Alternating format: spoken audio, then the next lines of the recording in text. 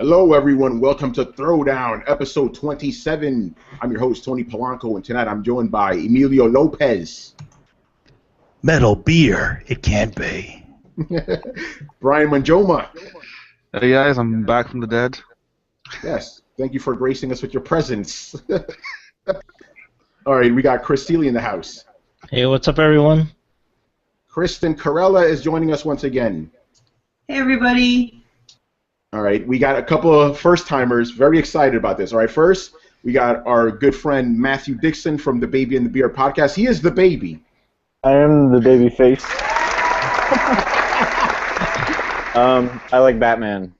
There you go. And awesome shirts.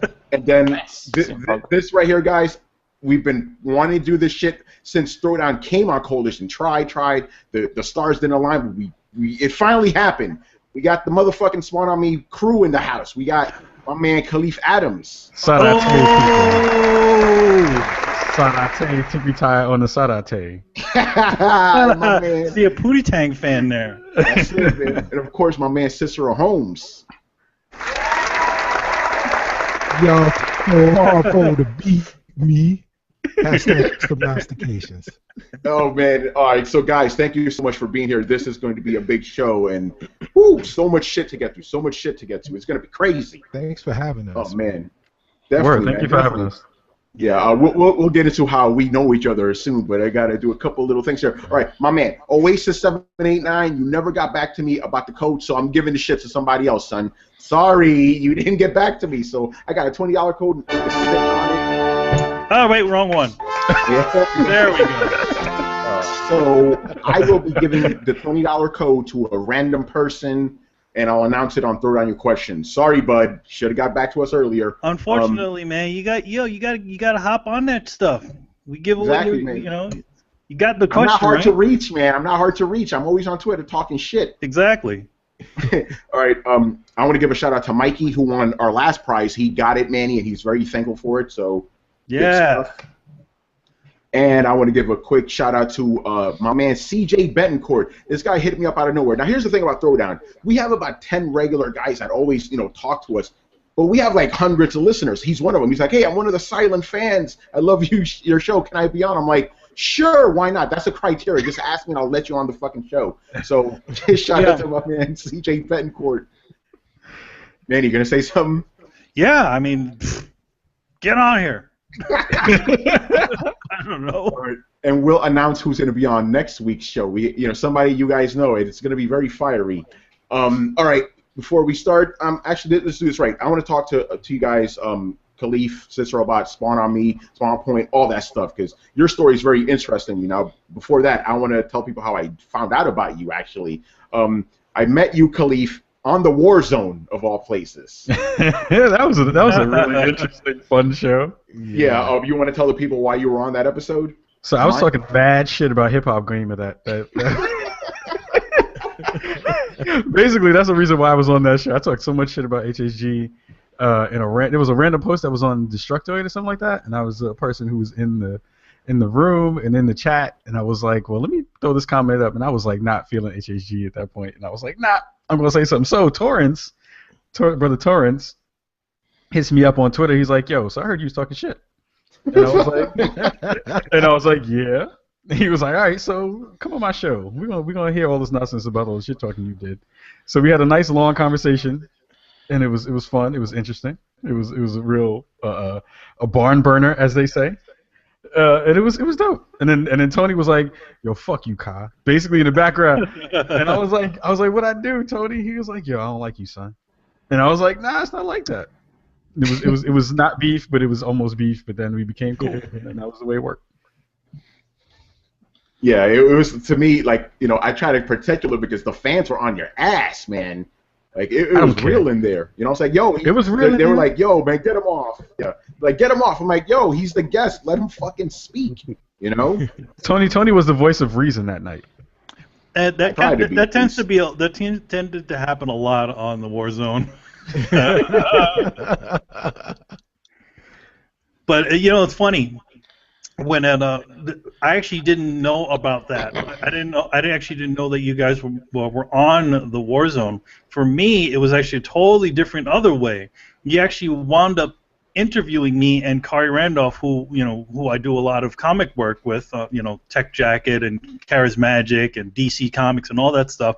And I wound up getting interviewing with you guys then, which was pretty cool. Right on. Yeah. And then later on, we were like, "Yo, man, let's do this." I showed you my card, the Throwdown card that we had, and you were like, "Oh my god, I don't know what this is, but I know the Warzone and all that stuff." So I was like, "Oh, there you go." I'm telling you, man. That's our kind of weird sideways sort of connection. Yeah. Yeah. And I think a few, maybe a couple weeks later or a month later, you set me and Kari up for the podcast, and then we showed up on there, and then it's like, oh yeah, it's Tony. He's like, oh, you know Tony, and that was it. Yep. Yeah, that was interesting. Yeah, because when you told me about, like, oh yeah, I got interviewed by the Spawn Point blog, and I'm like, wait, I know those guys. Yeah. Yeah, and because we were cool after we been on the Warzone, but then we became really cool after I found out that you interviewed Manny and stuff. So, and ever since we've always been talking and stuff. And lately we've been playing together, me, you, and Chris Khalif. We beat them heists, son. We did it. Yo, we had the longest heist of all time. I think if he had the running counter, it was like 6 hours, man. It would have went to like 99 and then stayed at 99, and it would have never changed. But it was dope. Chris was the savior. Yeah, that was ridiculous. But yeah, let's talk that late in a long time. Yeah, no, it was ridiculous. It was like 6:30 a.m. for me. I was still determined. I'm beating this fucking heist, man. Listen, I was laughing so hard. I don't know, like the 12th or 15th time we tried to do that bike race up the mountain, I was crying at that point. I literally was crying. I was laughing so hard. I think I'm gonna send you the link to the video. I'm gonna put it up somewhere so I can put it up. Oh, that you gotta put it solid, up. yeah. You gotta put it up, Tony. You gotta put it up. I will. Yeah. So the video is. Yeah, explain to the people what the video is about. So we're doing the bike race up Mount Chiliad. It's like the 7,000th time we've done this bike race for random things, and then we came away with the acknowledgement that the most dangerous thing in GTA is traffic. Yeah. So it's like intersections. Yeah, intersections are the most dangerous thing in GTA. So we're at the top of the mountain. We're almost done. We're about to jump off the cliff and go skydive into the boat. And spoilers. And and Tony rolls up the mountain. He's like, "Yo, I'm right here. Yo, I'm right here." Bzzz, he rolls right off the mountain, directly into the bottom of the cavern. And I was like, that was the funniest shit I've ever seen in my life. I never heard you laugh hard ever. I snot laughed after that bad boy. It was great. Destiny didn't provide that kind of laughter, man. No. Oh, man. All right, so let's talk to you guys. How did you get started in this industry, man? Oh, my goodness. I guess I can tell the Spawn Point part. So I did Spawn Point for Spawn Point blog for about 2.5 years or so. Trying to just do another site that was getting some burn out there, put some stories up about stories that's happening in the gaming sphere and talk about stuff from a different kind of point of view that really wasn't being talked about. Did that for a little bit. Cicero came across through a Twitch stream. I was playing NBA 2K14, I believe it was. Something like that. Was it 14 or 13? It must have been 14. So 2K14, I had an early copy because you go to that spot in New York where you get an early copy. You know which one I'm talking about. Town somewhere? The one up in the Bronx in Fordham or something or other? Oh, that one. Yeah, that right. So I was playing it a little bit early, and Cicero came through and he was like, "Hey, this is one black dude playing this game and he's being kind of chill and no one's beefing with him. So what's the deal with that?" So he hit me up, sent me a message on what was it? Twitter? Was it on Twitter at that point or was it? No, I think I sent you. So here's how it worked. It's launch PS4. I'm watching Twitch on the console to see what that's all about. I see him. Kai's on there. He's chill. He's interacting with the community. It's like 400 people in there, and I'm like, oh, this is dope. This cat is dope. I see something about the Spawn Point blog. And I'm like, oh, let me check out the spawnpointblog.com. Let me see what that's all about. And I'm like, oh, this cat he's writing about games. That's really dope, and he's a cool cat. You know, I'm not doing shit right now. I think I have a good voice. Let me see what the deal is. And then I went into, he streamed it again, and I hit him up in the Twitch stream, like, hey, are you looking for contributors to Spawn Point? And he was like, yeah, let's exchange information. And we exchanged information, and a couple of days later he called me, and what was supposed to be like a half an hour conversation turned into a 2-hour conversation, and the rest is history, basically. Yeah. And then we started the Spawn on Me podcast a little bit after that, maybe 6 months or so after. About a month. Yeah, no, about a month after that. That was December of 2013. Oh yeah, that's right. And then January of 2014. January of 2014, we got together. That means that you weren't even together that long before you interviewed me and Kari on that. Yeah. That was like 2013, right? Yeah, that was 2000. So that interview that I did with you was at C2E2 last year, went up in our 12th episode of the Spawn on Me podcast. It was my very first time interviewing people. So like it was my first time actually conducting it. I was a manager in former lives. Mm-hmm. So I've interviewed people, but that was my first time conducting actual interviews for a production. That's cool, man. I interviewed like number 4. I didn't even notice. I thought you knew. I thought you were like you've been doing that for years. That's dope. Thank you. Yeah, but that's carried you over. Yeah, no, but that's carried you over because that's the thing about your blog. You just, your podcast. You talk to anybody. He's like, "Yo, can we talk to you?" And you've gotten some pretty big dudes. Like list off some of the big guys because this is astounding to me. Like some people we can't get on our show because you talking so much shit. Never. Here's the first thing. Never think you can't get somebody. Even if you think that that's something that's out of your reach. The mantra that Cicero has embedded in my brain is, "Who gives a fuck? Just ask." Yeah, exactly. Always the worst thing that's gonna happen is they say no, right? That's always the worst answer they can possibly say. So never think that you can't get people. Mm-hmm. We kind of just look at folks as, if you're dope and we think that you do dope stuff in the game space, we want to talk to you because you probably have an interesting story. We've had, let's see, we had not Jeff Keighley. We didn't have Jeff Keighley. Everybody named Mom exactly. Except for us. That sounded really bad. We had Daniel Kaiser from Game Trailer. That's a good guy. He's an awesome dude. We had Mike Micah, who from Other Ocean, who created iDarb. We had, let's see, Sean Alexander Allen from Treachery and Beatdown City, New Challenger. We had some other cast. He was our second guest. We had Talk about the first guest. So our first guest was Dave Fennoy. So really? So Dave Fennoy, if folks aren't initiated with who he is, he's the cat who does the voice of Hulu, and also he does the voice of Lee in The Walking Dead. So Cicero hits me up and he's like, "Yo," I was like, "Who's the person that you want to have as a guest?" I said, "Whoever it is, just think about it and then write it on a piece of paper and then just do it." He said, "My dream is to have Dave Fennoy on the show."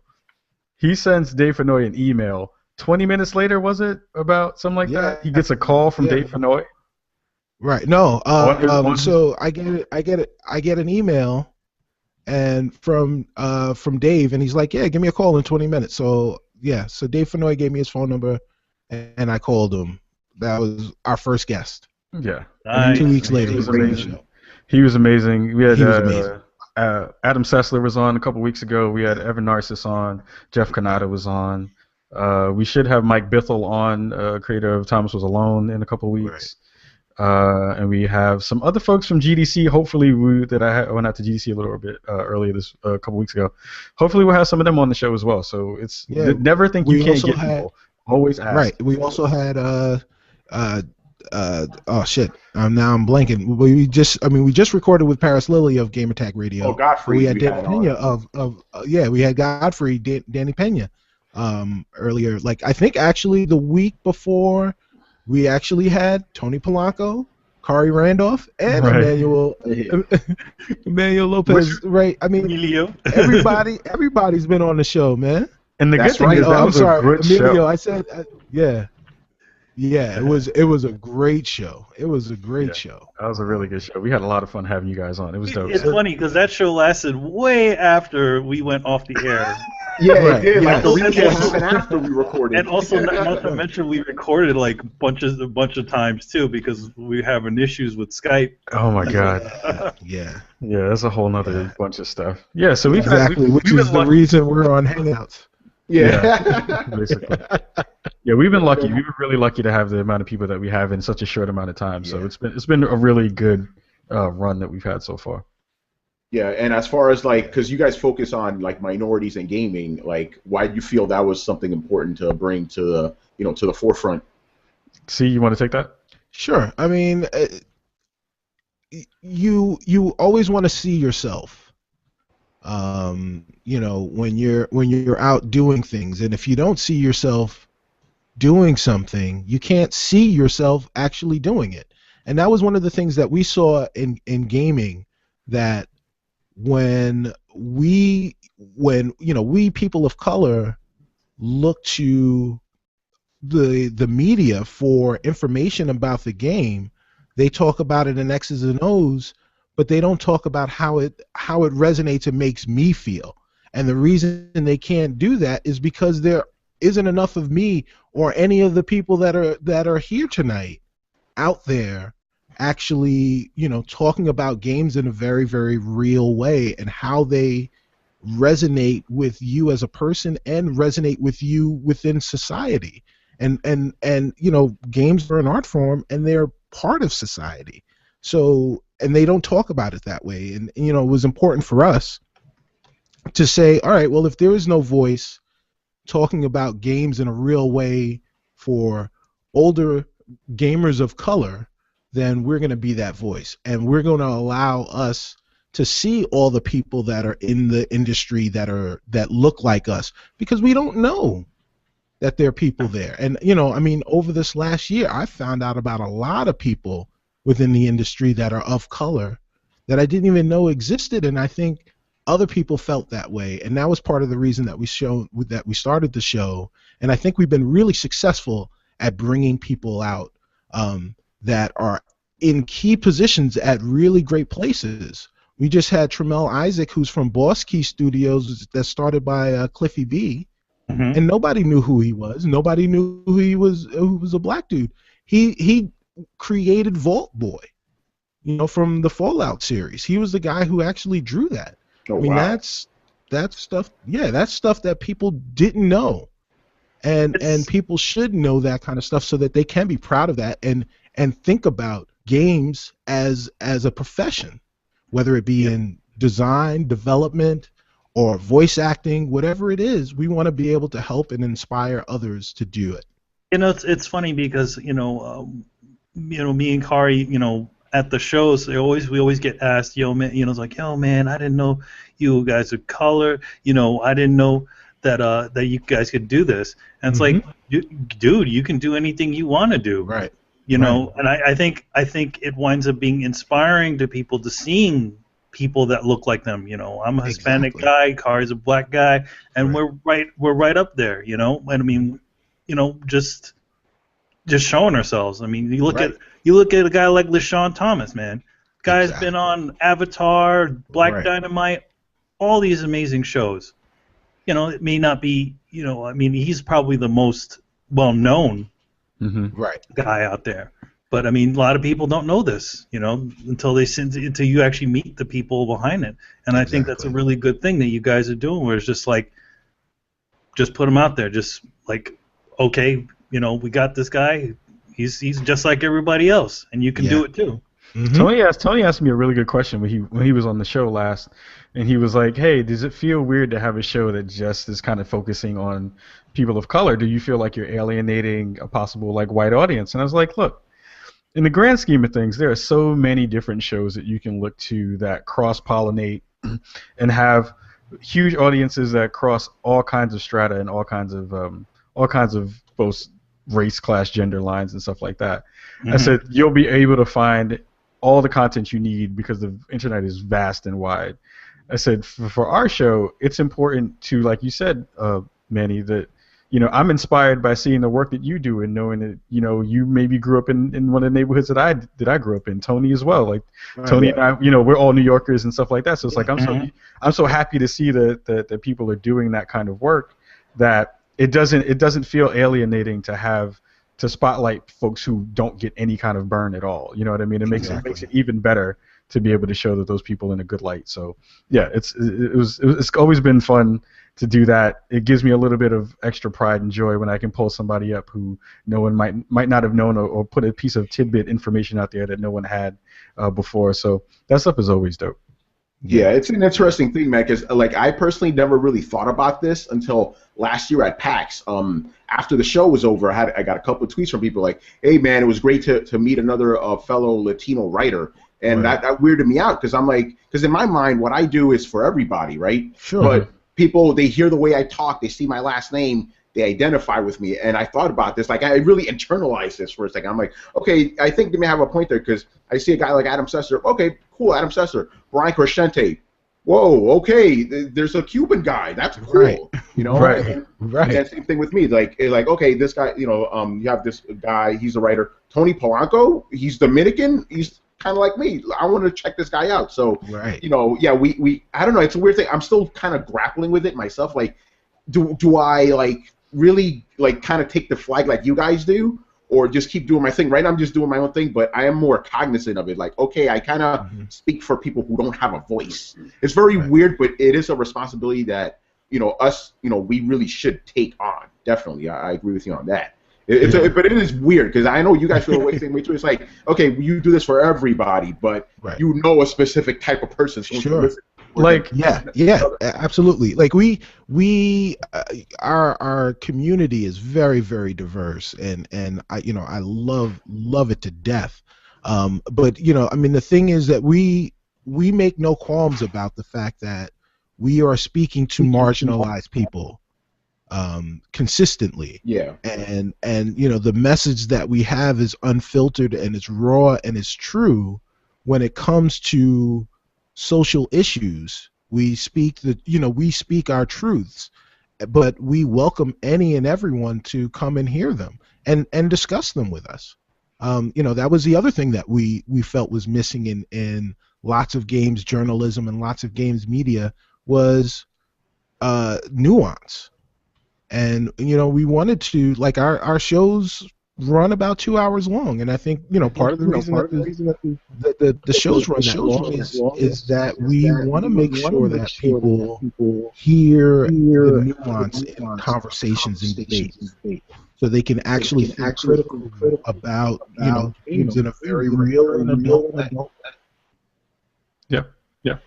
I agree. It's one of those things that we kind of really hope that we can do when we're in the space. Hold on a second, guys. Hold on, wait. We're getting a weird echo here. I don't know where that's coming from. Okay. I'm gonna keep talking. Okay, everybody. Let's see what's up. Keep talking. Okay, it's gone now. Matthew, I think it's you. Keep your shit quiet until we're done.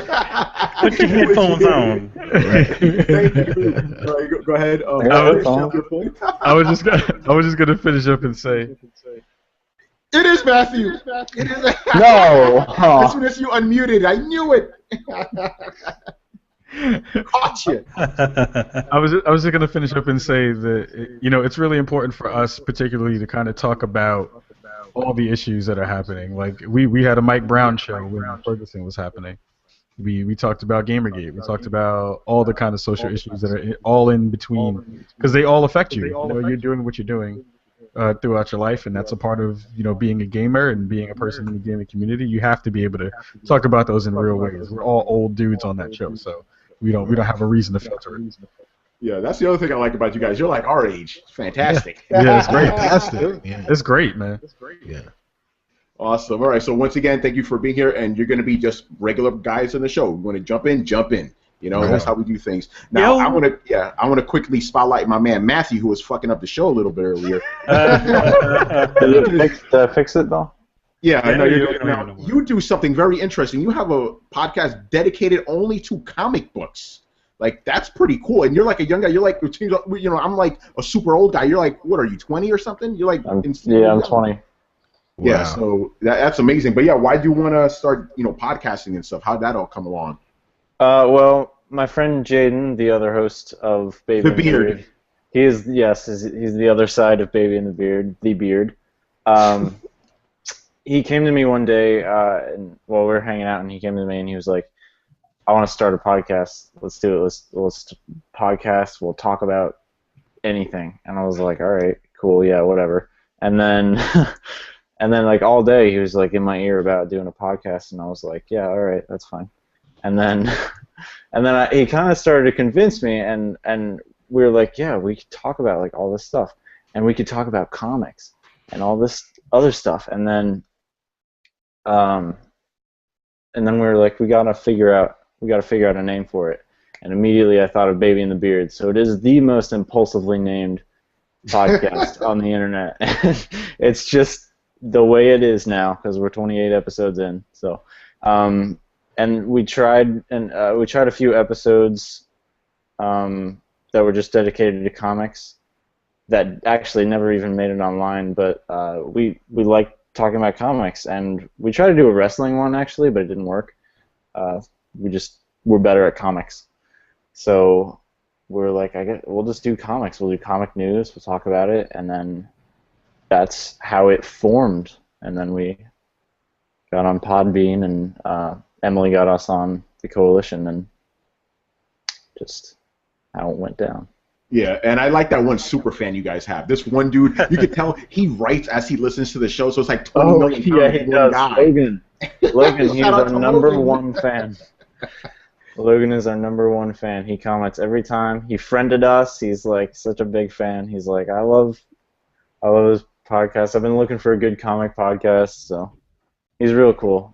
Yeah, how long have you been into comics? Because your comic book origin story is very different from mine. I think you got in around New 52 time, which is like when I stopped reading comics, basically.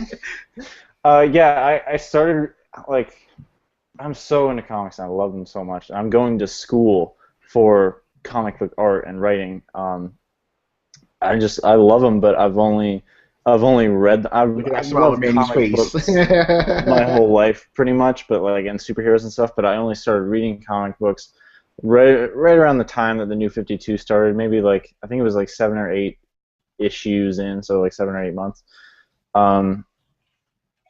The first comic I purchased technically was one of the Red Hood and the Outlaws issues. So Nice. technically speaking, I'm new-ish, but because I've only been reading comics for well, I guess it'd be like 3 years. Well, the 2015 is 4 years into the New 52, so which is weird because it seems like it just started. You got a lot of catching Yeah, up to do. it doesn't feel that long. Yeah, it feels like New 52 was last year, but yeah, it's been like 4 years now. But, And Matthew, they're I mean, killing I it, by the way. The read a New lot of 52 is over. The New 52 is over. Have you heard? No, it's not. It's not over. It's changing. There's going to be a lot of changes, but it's not over. They're just removing the tagline. The universe is the same. There's just going to be there are going to be a lot of different directions in DC. I love DC so much. I'll defend my last breath. By the way, and thank you for being the only other Superman fan in the world, just like me. Nobody likes Superman but us two. No, okay, look, people say Superman is overpowered. Well, let me tell you why they're wrong. Oh. All right, he's not. Let's get your soapbox ready. Superman's villains are to scale. Like Batman's villains are on his level. They're street level, basically, and Superman's villains are to scale with Superman. They're aliens, or they're like super powered. There's Doomsday, there's Brainiac, there's all the other ones. There's Zod, whatever. They're on his level. Like Batman's villains are on his level. If Superman had Batman's villains, yeah, he'd be overpowered, but he doesn't. So he's not. Also, he's not only weak to kryptonite. He's also weak to the Red Sun and magic. So, take it. Yeah, and New 52 Superman is not even that powerful. He's about as powerful as he was on the Superman animated series. So he's not like stupidly powerful anymore. Yeah, and yeah, that's true as well. And he has a lot of really good stories. A lot of people don't want to give him the chance, I guess, because he's so super powered. But he has a lot of really compelling, interesting stories. I think that the thing some of it also has to do with the writers that do them, because a lot of times people who don't actually like Superman wind up writing Superman and they make him kind of a douchebag. Mm-hmm. Yeah. And I think the key to the character is the modern equivalent of Superman would be like Optimus Prime. Most people love Optimus Prime. He is like your dad. He's your super dad. And I think a lot of art writers don't seem to get some of that, especially when writing him. That he's not pure Boy Scout. He's not pure this. I also feel that Christopher Reeve embodied that as well, where it was just like he was just this unbelievable person. Like he felt genuine. And I feel like a lot of the guys don't seem to get it nowadays. Yeah, you gotta. I mean, it's hard to find a good writer for Superman because he's had a lot of writers that even if they aren't bad on other things, they don't. It's hard to write Superman, I guess. It's harder to write Superman than it is to write Batman. Although I love Batman. Yeah. Here's a to a video game, by the way. I wrote about that before. Man, can't do it. I did that too. I wrote a little bit about that. Yeah. Go ahead, Manny. Here's a fun little fact. I was part of the New 52 for a very short while. Yes, you were. Static Shock. Yeah. Yeah. Hey, Manny, we can talk about what you're doing now, right? It's already official. Yes, I am officially on Robins, which I can't talk about, but yes, that's what's coming up. Me and Kari are going to be doing Robins. We have a whole really interesting team. It's going to be multiple artists doing different portions. I'm not exactly. They don't tell us exactly what they fully seem to do, but they look like the book is going to be semi. Kind of like the way Detective Comics was, where it had multiple stories inside of it, and that's it. So that's at least what it's looking like right now. That's real cool because I'm literally going to school right now because I want to work at DC Comics as an artist. Hey Matthew, should I put you on the spot because I know you're not a big fan of this whole concept for We Are Robin? Talking shit. No, I think I think a lot of people will like it. I think the art is going to be fine. Amelia. Now, man. I'm sure the writing is going to be great. I'm sure the stories will be compelling most of the time. Sometimes they are. But I'm not into the idea. I don't like the concept of it that much. But that's cool. Yeah. To you, Robin is like Dick Grayson or Tim. I'm too sentimental about the Robins. Like I'm too into the whole family dynamic. That's fine. I mean, I don't. When I first got the gig, they said, "Oh, you're gonna be doing Robin." I'm like, "Oh, we're gonna be doing Robin. Awesome." It's like, "No, Robins." I was like, "Oh, no. What's that?" And none of them have been Robin. They are Robin now. We are Robin. Yeah, I don't. See, I still haven't gotten any little final scripts and stuff. Like we're still in the midst of designing the book. We have a kind of it's a pretty interesting team. A lot of the team is all former animation guys, like me, Kari, the other guys that are working on it too. They all formerly worked in animation, so it's gonna. I would think the book is going to look pretty slick and stuff like that, kind of modern animated stuff, stuff you'd see on TV recently. So that's at least what I think it might be. It might totally be different because I haven't actually seen any final art yet. That's cool. Awesome.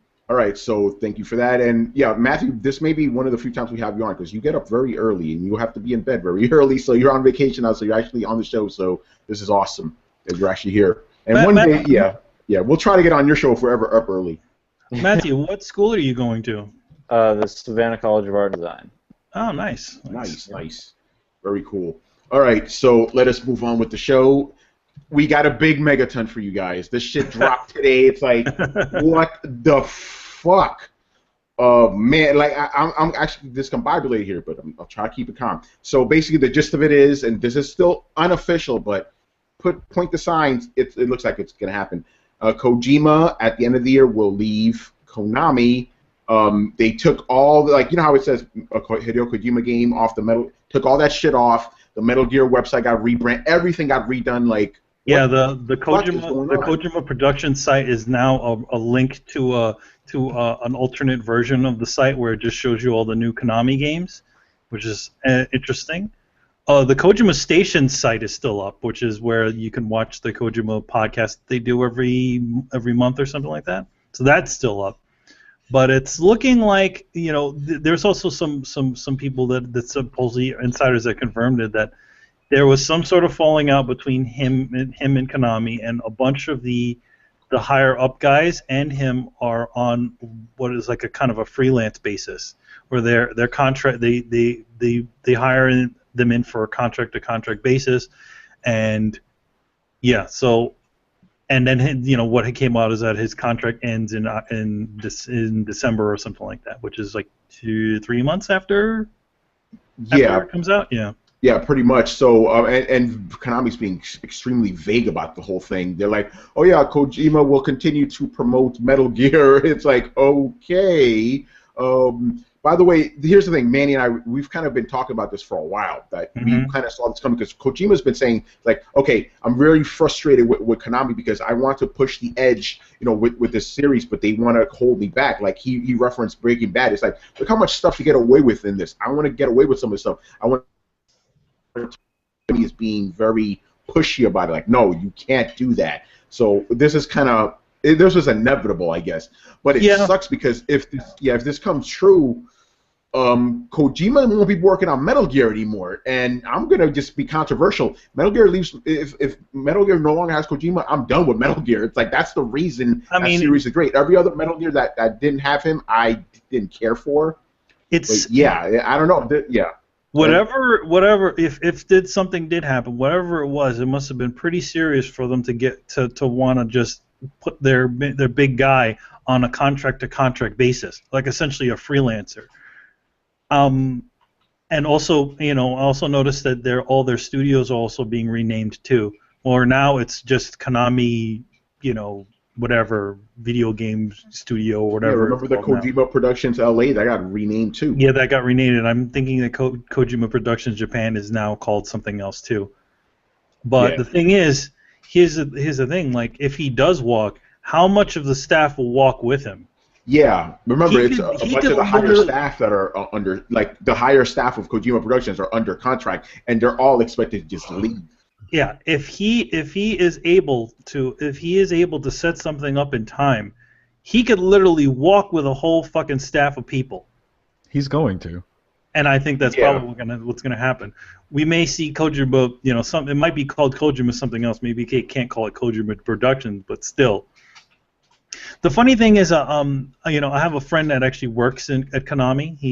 He works on the Yu-Gi-Oh franchise. He actually does a lot of the localizations on the animated series, and you know, every so often he comes in and out of Konami, and you know, he's like the one thing, you know, about Kojima is that in the past he had a lot of freedom. He said that the studio, the Kojima Production studio, was literally on a separate part of the building, that you had to go through all this sort of surveillance cameras and all kinds of stuff just to enter it.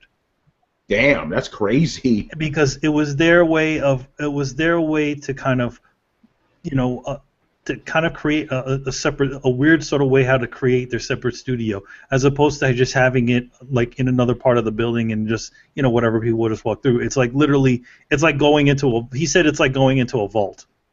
That's crazy. And what about the other stuff? Like, they're essentially being blocked from marketing the game too. Like, even emails are getting cut out of now.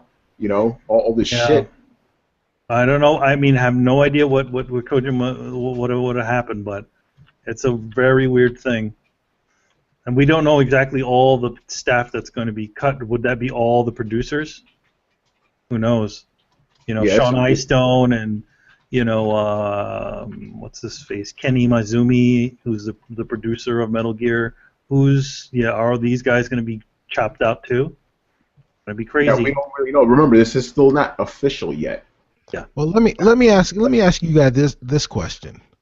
Do you think you'll ever know the real story? Hell no. Of course not. You will Of never course know. not. Of course not. You will no. never know. Especially number one, it's because it's a Japanese thing. Exactly. Right. Mhm. They are really hush hush about stuff. Right. The game industry in general, these people are hush hush. It's like, why did Cliffy B leave Unreal? Yeah, Epic. Seriously, why did he Right. leave? Right, right. Yeah. Right, had a right. Yeah, pretty we'll never find out. No. We'll never find out. Right. But you know what? I think that there is a better chance of finding out. You'll never find out the minutia of these types of things. But I think you have a better chance of finding out what happened with Cliffy B in a general sense. Yes. You know, like I just got tired because I mean he's come out and he said it like I just kind of got tired of making that same type of game and they wouldn't let me do what I wanted to do, so I left. He took his ball and he went home, and now he's back with Borsky. But I think that, you know, if pressed, he would probably come out and say something that will allow you to know what's going on more than you'll ever find out with what's going on with Kojima. To a certain extent, I don't even care what happened on the inside. I just want to make sure the Silent Hills is still going to get made. Yeah. Because that's what I'm scared about, that joint going into the garbage can somewhere. Here's the thing. I also think that, like, you know, who knows, you know, how much of that is all, you know, in one thing. Maybe this would be a crazy thing, but it may not be called Silent Hills, but he could still take the damn thing with him. I think that's what I But think. Konami owns it, though. That's the problem. Yeah, Konami owns Silent Hills, but that doesn't mean that they don't own all the ideas that he already had for Oh, the that is damn true. thing. Yeah, that's true. He would have had to do a design document, and if they have a design document, yes, therefore they own the ideas. But if he didn't write any of that down or submit any of it, he could just be like, all right, we're making this first-person horror game. I know Guillermo del Toro, I can call his ass on the phone. I know Norman Reedus, I can call his ass on the phone too. I think that's the thing though, is like he's been, like you said, he's been talking for years about how more constrained everything has been on the Konami side, and you can even see it in the way that he's been doing his work. Mind you, I'm a huge Metal Gear and huge Kojima fan, so I'm in the same boat with Tony, where I'm just like, I don't know what they're gonna do if that game goes to someone else. But just look at what Kojima has been doing in the past at least 6 years or so, right? He's like, fuck your engine, I'm making my own engine.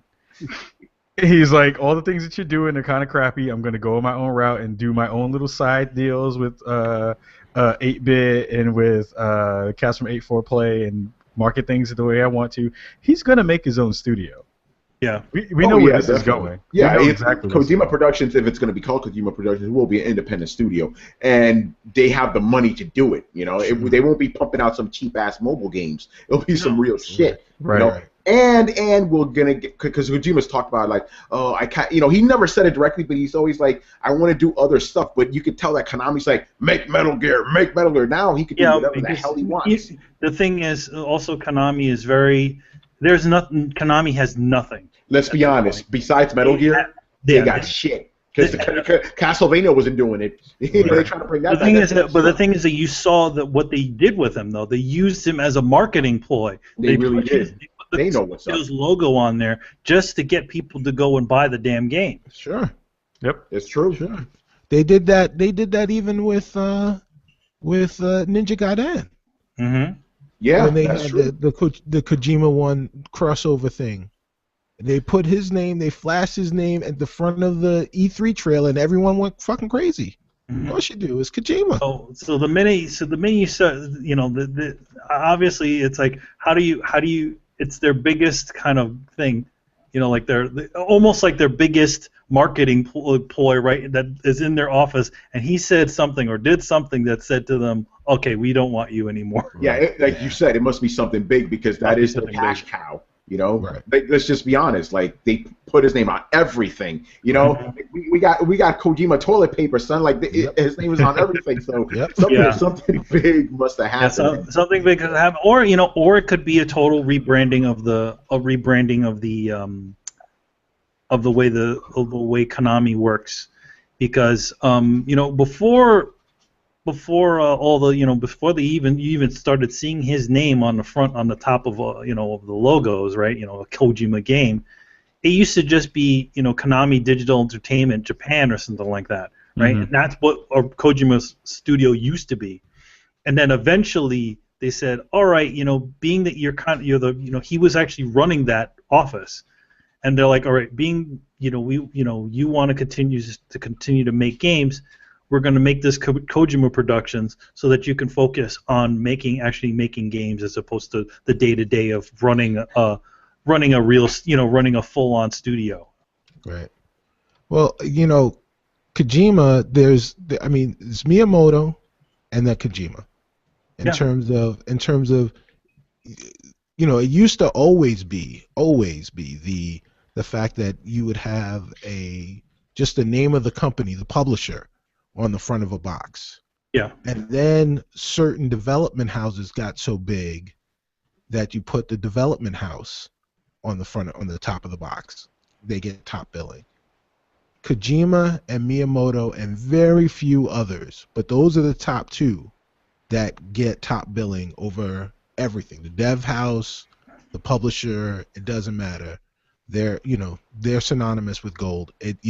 Whatever happened had to be humongous. He came in one day and was like, "I'm tired of doing this bullshit dance for you motherfuckers. I'm sick of it." Right.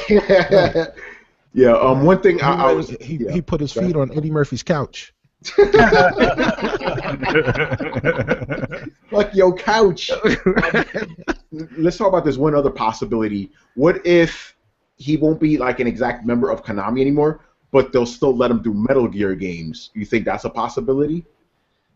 Because remember, they said Kojima will still be producing Metal Gear games. They flat out said that. Well, they could say anything they want at this point. I mean, is true. If he walks out next year and starts his own studio, he's not producing anything for them. And if he really had such a creative fallout with the Konami management, then I don't think there's any way he would stay there and take their crap for another Metal Gear game. Yeah, obviously throwing a question out there, but the thing is, I really think he will continue to produce Metal Gear games means for this year. He will continue. Yeah, I definitely think it's this. It has nothing to do with the future. It just has to be he's finishing off his duties at Konami, and that's it. So yeah, pretty much. Hey, Chris, get in here, man. I know you got some thoughts. It's gracefully vague. Yes, Chris, get in here. I know you got some thoughts. I just think he had a huge creative fallout with the management. I mean, Konami has nothing going on besides Metal Gear and potentially Silent Hills. They're sitting on so many dead IPs, it's not even funny. And they have no money, so maybe they were like throwing out like, oh, we're just gonna make Metal Gear mobile games, and you're gonna produce this and that, and Phantom Pain is gonna be this way, and because we say so. Maybe he's just like, fuck this. I don't want to do this. I don't want mobile games. I don't want any of this. Like, this is how it's got to be. And maybe that was like the last straw. Maybe he just said, I'm not doing this, and they said, fine, we're taking the name off this shit, and that's how it's got to be. And maybe he threatened to walk. So. Sometimes creative rifts just happen that simply. And he's old enough and he's done enough there that he doesn't need to take that shit. Yeah, exactly. And then also consider the fact that even though he said it a million times, he did say, once again, this is my last Metal Gear. Maybe he felt, hey, you know what? This is wrapped up enough. I'm done. I can actually leave now. Maybe that's what happened to him. I think we can actually believe him now. I think this probably is his last Metal Gear. Not because maybe it is because he wants to, but it's because he's no longer going to be at the company. So it is his last Metal Gear. I have one other theory. My other last theory is that this Kojima is a clone and he took his arm. The real Kojima is still at Konami working in the basement. They're just making clones of Kojima to keep this thing going. With one arm? He's in the basement? Revolver Kojima. He's doing it. Yeah, that's the other thing. I live on in this arm. I'm missing arm. Now the other obviously is we know Kojima's notorious for trolling. I don't think this is just too much to troll, like getting your labels off this shit. But some people some people that are holding out hope that this is fake. Like, he's just trolling, guys. He's just trolling. Just I imagine don't believe if that's it the was case. trolling. Just imagine if It's gotta this be was the the biggest ultimate troll. on the internet. You know, he would get so much hate after that. People would hate his game.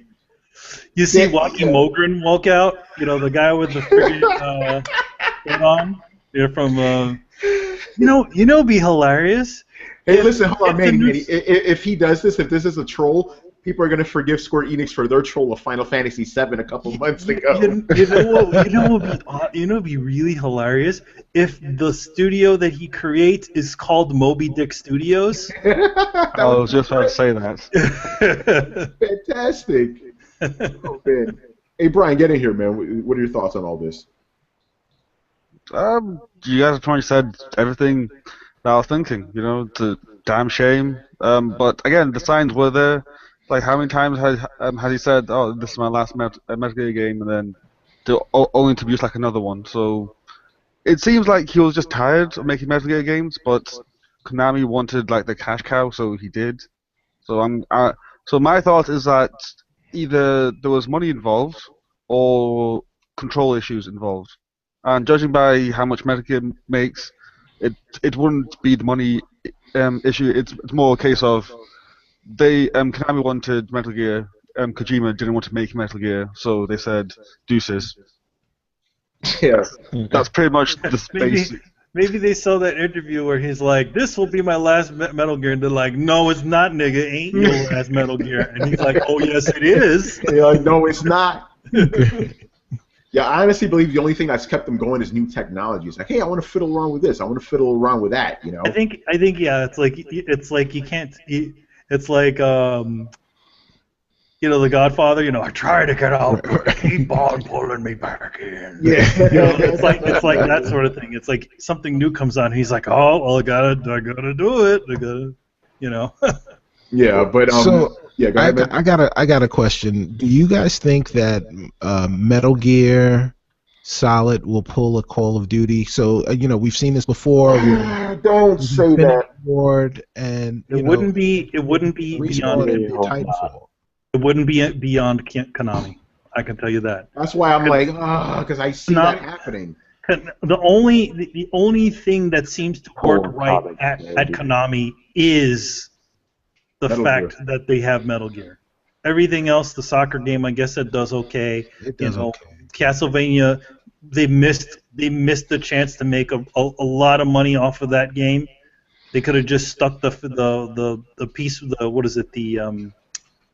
stuck the demo or whatever it was with Ground Zeroes with that, and people would have bought that shit, kind of like the way people are buying that fucking the new Final Fantasy HD game, because people want to play that damn Final Fantasy 15 demo. But there's a difference though. The Final Fantasy Type 0 HD is actually a good game. Lords of Shadow was crap. It's a good game. Well, the thing is that it needed even more help. It needed Metal Gear in there. Even more. That's an even better reason. Now I'm glad it bombed, so we don't get a Lords of Shadow 3. Fuck that. Oh my god. So yeah, since we're talking about that, what's gonna happen to Konami now? Like with no Kojima there to direct Metal Gear, what's gonna happen to the company? I mean, like you said, Chris, all their IPs are like shit now, and I don't see Metal Gear being any good without Kojima. I don't see how they can pull it off. Kristen and I were talking about this earlier. Actually, she had an idea. Kristen, get in here. Well, I've heard some talk of them going the way of THQ, basically. Oh shit! And just the video game industry kind of cannibalizing it, and IPs going in different places. I could totally see that happening the way things have been going. And that could be a good thing. It could be a bad thing. It depends on who buys what, and me personally, like you guys were saying, I'm worried about Silent Hills now. I'm like, I wanted to see that game, and in some studios' hands it could be terrible, in some studios' hands it could work out really well. But if Konami's in such dire straits, like everyone's been saying, then I could totally see that happening. Man, yeah, THQ. Because I thought about that. It's like, what is it? Like middle kind of developers now go away. You either have to be super AAA or an indie guy to survive. You can't be in the middle anymore. And Konami, they've only been AAA because of Kojima. Without him there, Yeah. All of their franchises have gone by the wayside. Castlevania just was on life support for years, and then eventually they just said, "Oh, whatever, just fire the Castlevania guy." Yeah, how you got? Oh, man. Well, no, It's I think he walked out too. Now, see, that's he did. Yeah, he walked out too. To deal with the bullshit. I'm sure Castlevania guy went over to Kojima and was like, "Yo, man, don't stay here too long. It's getting crazy in here." We saw this happen at Capcom too. That's the reason why Mighty Number 9 wound up being a thing. Exactly. Go ahead, Manny. You notice that all the creative people are all creating all the ones from our childhood who created these amazing games are all creating their own little tiny studios all over the place.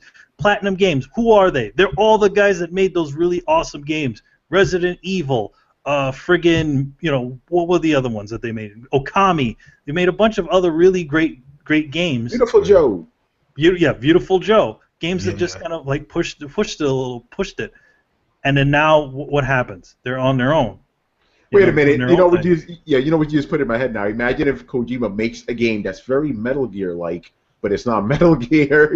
I call it. This is the real shit, man. This is the shit I imagined, man. Solid Gears. Right. Yeah. Aluminum equipment coming in real soon. He's gonna model the main character after Michael Biehn and stuff. Yeah. Yeah. Go ahead. I mean, to be honest, I don't see this as a total bad thing because I really want to see. This guy obviously has a lot of ideas, and he's frustrated that he can't put them out there. This is the chance that he could go out there and make something really cool, or make something shitty. Who knows? At least he could get to do what the hell he wants instead of essentially reinventing the wheel every Metal Gear title. Yeah, exactly. And, which as great as they are, I would still prefer to see something new. Yeah, I was just about to say that. Basically, and you know how much I love Metal Gear, guys. You know how much that's like my favorite franchise. If this is the last Metal Gear game that I buy, and because to me, if Kojima's gone, that's the final one. I'm okay with that. I'm perfectly okay with that. I'd rather see him do new shit. We got plenty of great Metal Gear games to play. No need to sully it with more. And because the thing is, let's be honest, Metal Gear story is already convoluted enough as it is. You keep adding more to it and more to it, it's just gonna get like ridiculous. Like right now, I could kind of tell you what's happening. Don't ask me about 2. I can kind of tell you what's happening in most of the series, but if they keep adding more and more backstory, it's like, okay, now I don't know what the fuck's going on. So yeah, if this is the last Metal Gear, that's fine. Metal Gear no more, that's fine by me. Is the name of our show. Yeah. All right. Any other thoughts on this before we move on? My prediction. I'm sorry. My prediction is that we will see another Metal Gear with Kojima at some point in the future. I think that that they have broken up, but they haven't quite divorced, and Mommy and Daddy will get back together. Oh, interesting. I think the game that's going to come out, the next game, if he doesn't make another Metal Gear game, is going to be one of the most hyped games that's going to be connected to his name of all time. You know it. Chris, are you going to say something? I was going to say that I think this piece of news breaking is a kind of a symptom of a larger issue that's going on in gaming now with creatives versus, suits, basically, people who you have to answer to. And, there's been, if you think about it, the last couple of years, there's been a lot of shakeups in gaming in general, between studios closing, people getting let go. I think there's something, regardless of how you feel about crowdsourcing, like at the very least, there's something to be said for the fact that this seems to kind of be the way things are going now, because creative people don't want to deal with this stuff anymore.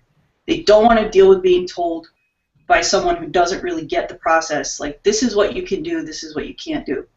Whereas if they go straight to the fans, they go, what do you want to see? And they pay for it, and then they, assuming they make good on what they're supposed to do and they deliver it, like, there's, I think that's why that's becoming a thing now, Yeah, it's because before it's like you needed to go to a big studio in order to get funding for your game. Now you don't need to do that. The fans can just fund your shit. So you don't need to deal with all that bullshit anymore. And you're right, because there's a lot of guys up there, and Manny, you know this very well. A lot of guys up there don't know what the fuck they're talking about. The guys that are your bosses don't know what the fuck they're talking about. So they don't want to deal with that shit. The thing is that, like, I'll tell you, all those marketing people and stuff like that, they don't know what works. They throw shit at a wall. Chris could tell you any. Have you ever asked Chris about any of the marketing meetings that he had at Nintendo? Even same thing with me for kids. These people don't know what the fuck they're doing. I'll tell you one of the great things that they thought of. This is one of the brilliance. So we have a card game, right? It was called Chaotic. Didn't do so well. But in order to drum up support for the card game, they hire.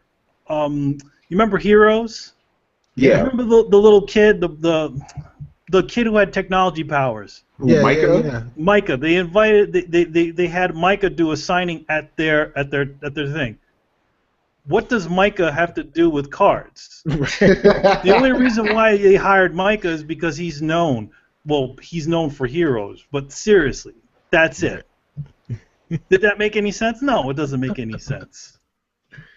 It's just like how what's his face kept hosting all those video game shows. The fucking I forgot the guy's name, the white dude and shit. I'm like, why you keep inviting this fucking idiot? He doesn't even play games. The dude from Community? Yeah, him, that motherfucker. Yeah. Why are you inviting him? He's obviously know what he's doing. Because of what they do is they do it like, oh well, he's on a show that's kind of nerdy. Well, people might like that.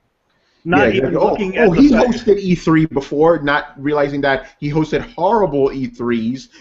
Like the Ubisoft shits, like those are terrible. But hey, he did it though. Let's get that guy. Same. And that's the way the industry works. You could seriously fuck up, and they'll hire you right back.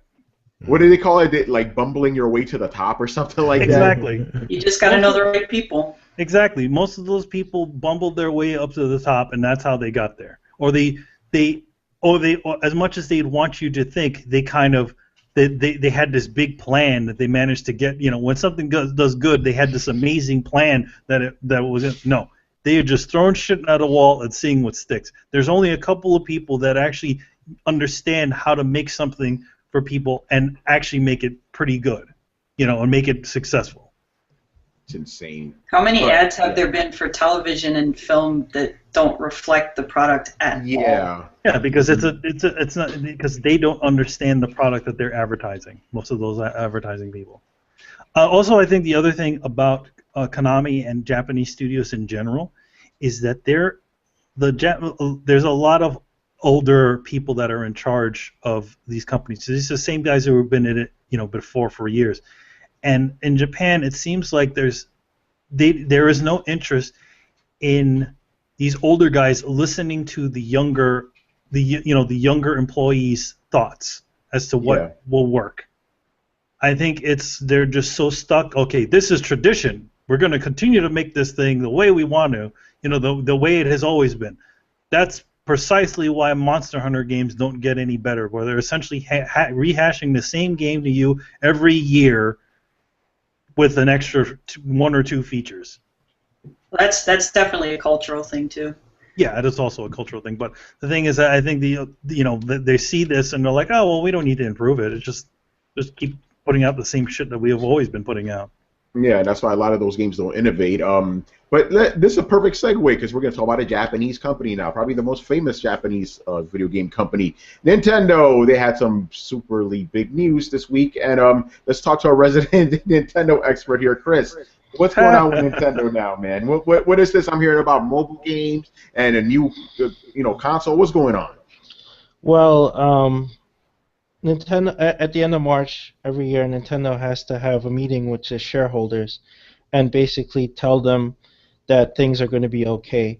So what they did is 2 weeks earlier, they decided to not only say everything's okay, but create the illusion that they're going to print money for mobile games, and Iwata gets to keep his job for another year by name-dropping a code name for a new console, and basically having stock sharing with the 8th largest mobile company in Japan, which I was like, okay, sure. And they basically are patting themselves on the back, thinking they're going to make all this money copying the success of games like Candy Crush Saga and Clash of Clans using Nintendo IPs.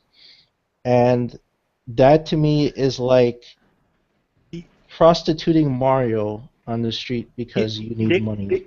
Actually, it's not even that, because even Iwata at the stupid thing said, in no way does this mean you're going to see Mario on a friggin' on a tablet. So yeah, that's what he said last year. Yeah, that's not what he's saying this year. He's bashed mobile in the past. No, but I'm saying what they're going to do is they're not going to put Marvel. They're not going to put Marvel. They're not going to put Mario on there, but they're going to develop new IPs that are under the Nintendo moniker. So it's like a new some IP that you've never heard of that's related to, that has maybe some. Wait! I'm stopping this right now. So they're going to create new IPs for mobile. Why don't? Oh, I'm actually about to explode. Why don't they create new IPs for their actual fucking console or the 3DS? How about that? It blows my fucking mind. See, the thing is that they know. Holy shit! Yeah. So what this kind of leaves open though is that it can mean that there might eventually be a Nintendo game on there, an actual old Nintendo game on there, but it's not going to happen. They're just like, all right, we're gonna team up with these guys and they're gonna make some new games. And just I don't buy that, and I'm going to tell you why I don't buy that. I looked this company up that they teamed up with. Oh yeah. Guess which companies they've also partnered up with in the past? Disney and Hasbro, and they have done probably more licensed games with their characters than they have original games.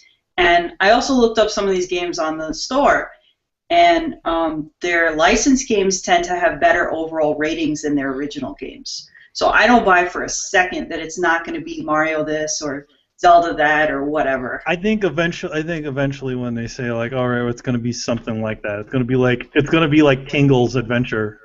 It's going to be adventure. It's not going to be like a main Zelda game. It's just going to be like Side Catch. Probably. Peach's Candy Crush. No, I mean this is big because people don't realize 2 years ago, Wall Street Journal interviewed Iwata, and he said they would never make smartphone games. Mm-hmm. Ever. And now, come 2 years later, and just horrible financial report after financial report, this guy taking pay cuts to save his job, they are now going to make mobile games. And I guarantee you will see major characters in those games. I mean, they launched just recently Pokemon Shuffle on the 3DS. It's a free-to-play game. Oh, can I talk about that? I want to talk about it. You've been playing it. I've been playing, yeah. So I hadn't used my 3DS in a while, and then I got Majora's Mask, and I was playing it. And I happened to go back to the home screen, and they're like, hey, you have a free game. I'm like, okay. So I put it on. You know, I started up. It's basically Bejeweled with Pokemon, except there's a little bit of leveling up involved and items and stuff. Okay, whatever. But then I noticed something funny. I'm like, why is it that I can only play for so long at a time?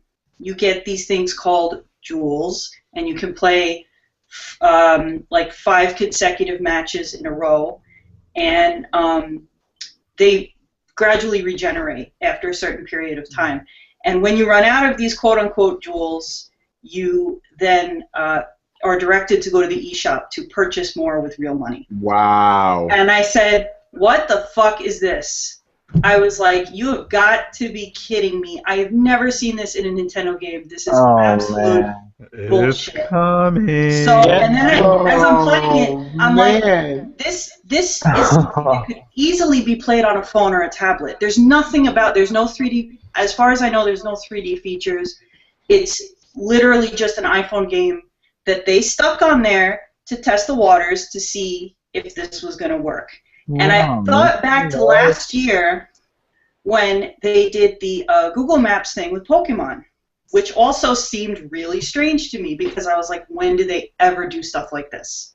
And now it makes total sense. What were they testing the waters for? Interest to see if they could get away with doing stuff like this. See, that game actually have... Go ahead, I'm sorry, Tony. I know. Oh, I love Nintendo so much. I defend it to my last breath. Same with DC Comics. I don't know if you can defend this, though. I can't. Oh, that is really, really stupid. Khalif, go ahead, man. Oh no, I was just gonna jump on the bandwagon with what Kristen said and say, but that game does have 3D elements to it. It's called 3D, $3. That's how much I want from you. Exactly. In this game. More than That's that. what 3D That is. sounds like a $3. no. Sounds exactly like a mobile game. So this is gonna be weird, but I'm gonna defend Nintendo in this. What? Okay. I mean, No, we gotta have some balance, though. That's all good. right. I mean, it may be a little weird, but I'm gonna defend them. I'm gonna say. Look at Khalif. Right.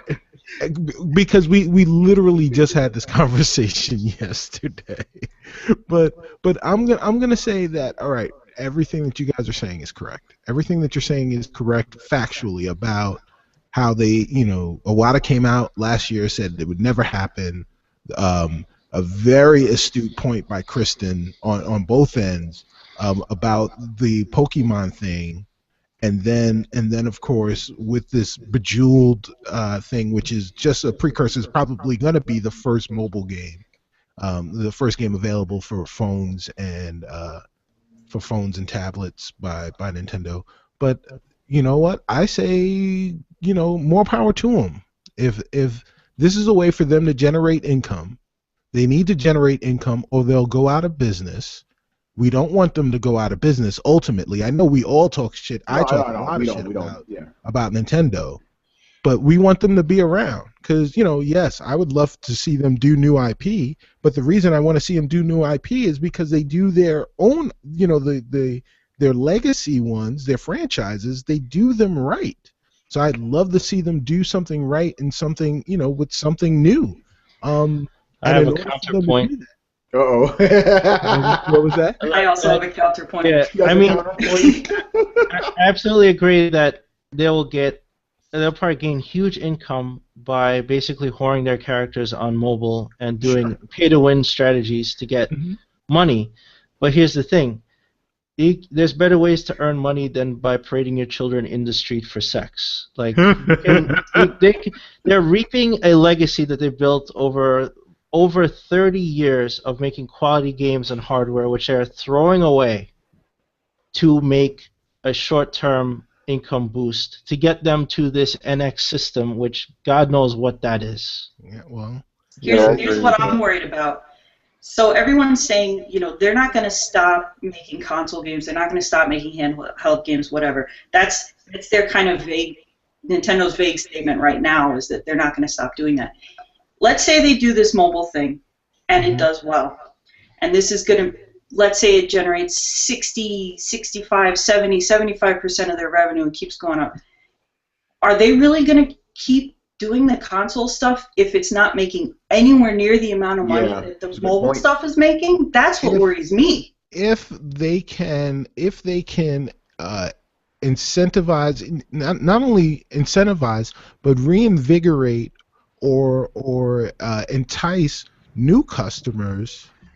But they did that with the Wii, and that didn't work. Nintendo using, and now are fans of their work via the mobile, the mobile space, and they see that they have this console, this portal that will allow them to play even better games in a space. No, but they're expanding in the wrong direction. The people who play Candy Crush Saga are not gamers. They are not. There you go. I take exception to that. Just because you fit in the Venn diagram that you cross over and you play everything, you are a gamer. Sure. So you will sample, but it's not the case is not reversed for people who only play mobile games. It's not reversed. They will not play console games, and they will lapse in a second if they have to transition to a console or to a PC. Well, they will not do it. Part of the reason that people feel that way, and that the data shows it, is because their belief is that that console games are Call of Duty. If they can be made to understand that the games that they're playing right now on mobile via Nintendo are they just have better and more fulfilling and enriching experiences on a console, on some Nintendo branded console, maybe they would consider playing a game on Nintendo because they've been playing games on Nintendo on their phones or on their tablets. I would agree with you, except that they completely failed with that same strategy with the Wii. The Blue Ocean strategy was a complete failure. Trying to entice older people, women, and elderly people to play and become gamers completely fell flat on their face. They did not keep retain those customers to the next console because they were on Nintendo. They played their Wii Sports and their Wii Fit, and then they threw the thing in the corner, and that was it. I'll say this really quick, and this is off of the heels of me last night saying on our show that I am the only person probably on the planet who's waiting for Nintendo to go out of business. No. I'm real about it. Yeah. This is the reason why. Explain yourself, please. This is the reason why. I am not an uber capitalist. I'm not one of those folks who's like, well, let the market decide. I'm not one of those people. But the only thing that I want to hear out of Nintendo at this point, as a person who has been pushed out of the ecosystem because they just do dumb shit on every turn, Right. Just do third-party shit. Just Thank you. make your game's third-party for everybody to play. Then you'll make all the money you need to make, and you won't have these problems. That's all you need to do. This is what we've all been saying. That's Yeah, what I'm Become saying. you make great software. that's the Just reason make why. software. And that's the reason why I'm like, if you are dumb enough to not know this at this point, you deserve to go out of business. Yeah, that's a good point there, because we've been saying this for a while. It's like none of us want Nintendo to go anywhere, and I know people no, they shouldn't go third party because look what happened to Sega. Let's just be real. Sega doesn't have as many good IPs as Nintendo does. Right. People, dude, think about a fucking Zelda game on a PS4. People will buy that shit. People who aren't even like Nintendo fans, like, yo, I'm buying this shit. Oh, you know? I would. Yep. I know you would. Exactly. What if Star Fox ended up on Xbox One? People would buy that shit. Yes, they would. Imagine Star Fox with fucking Oculus Rift. Yep. Nintendo is sitting on money, and they're not fucking doing it. They're gonna put again. Every time I try to wrap my head around this, it's enough. You're gonna have. We've been saying, Nintendo, make your games mobile. We've been saying this shit for fucking years. Oh yeah, we will have mobile, but they're not gonna be, legacy stuff. We're gonna have new IPs. Get the fuck out of here. Are we really gonna do it? Yeah, Eventually, the real IPs will be on there. Yeah, No, eventually. No, they won't. That's a lie. That's a lie that every Nintendo fan tells themselves all the time. Not on third party, on mobile. On mobile? Oh, yes. On mobile. Just go third party. Just stop with the hubris, stop with the ego bullshit. Make fucking money. They won't. But it's like, yo, son, here's some money. No, I don't want it, man, because it's a handout. It's like, wait, no, dude, take the fucking money. No, we got our pride here. Get the fuck out of here. Go ahead. I don't understand how when Sega, what was it, a month and a half ago, said that they're just going mobile and getting out of consoles, like people were just like, well, Sega's dead, put a coffin, just bury him now, they're finished, right? Nintendo comes out and says, oh, we're going mobile, and everybody's like, oh, this is so great, can't wait, this is wonderful, they'll stay alive, they'll make so much money, but it's like, why is this okay with everyone? I don't understand. I think that happened only because they announced that a new console was coming, though. Yeah, it's like the worst. It's a Vegas thing. We have this thing called NX. It's like, what do you watch, Star Trek? Who the fucking uses code names like NX? Why have the cool code names like Dolphin and Revolution, all the Ultra 64? Remember when you used to innovate? How about that? Hey, look, Brett is here. Hi, Brett. Wait, Brett needs to get on the soapbox. Oh yeah, Brett, we're bitching about Nintendo now. Oh God. I'm not. We're doing. By the way, Brett, I want to introduce you to some people since you probably never met them. I want you to meet Cicero Holmes and Khalif Adams from Spawn Point Blog.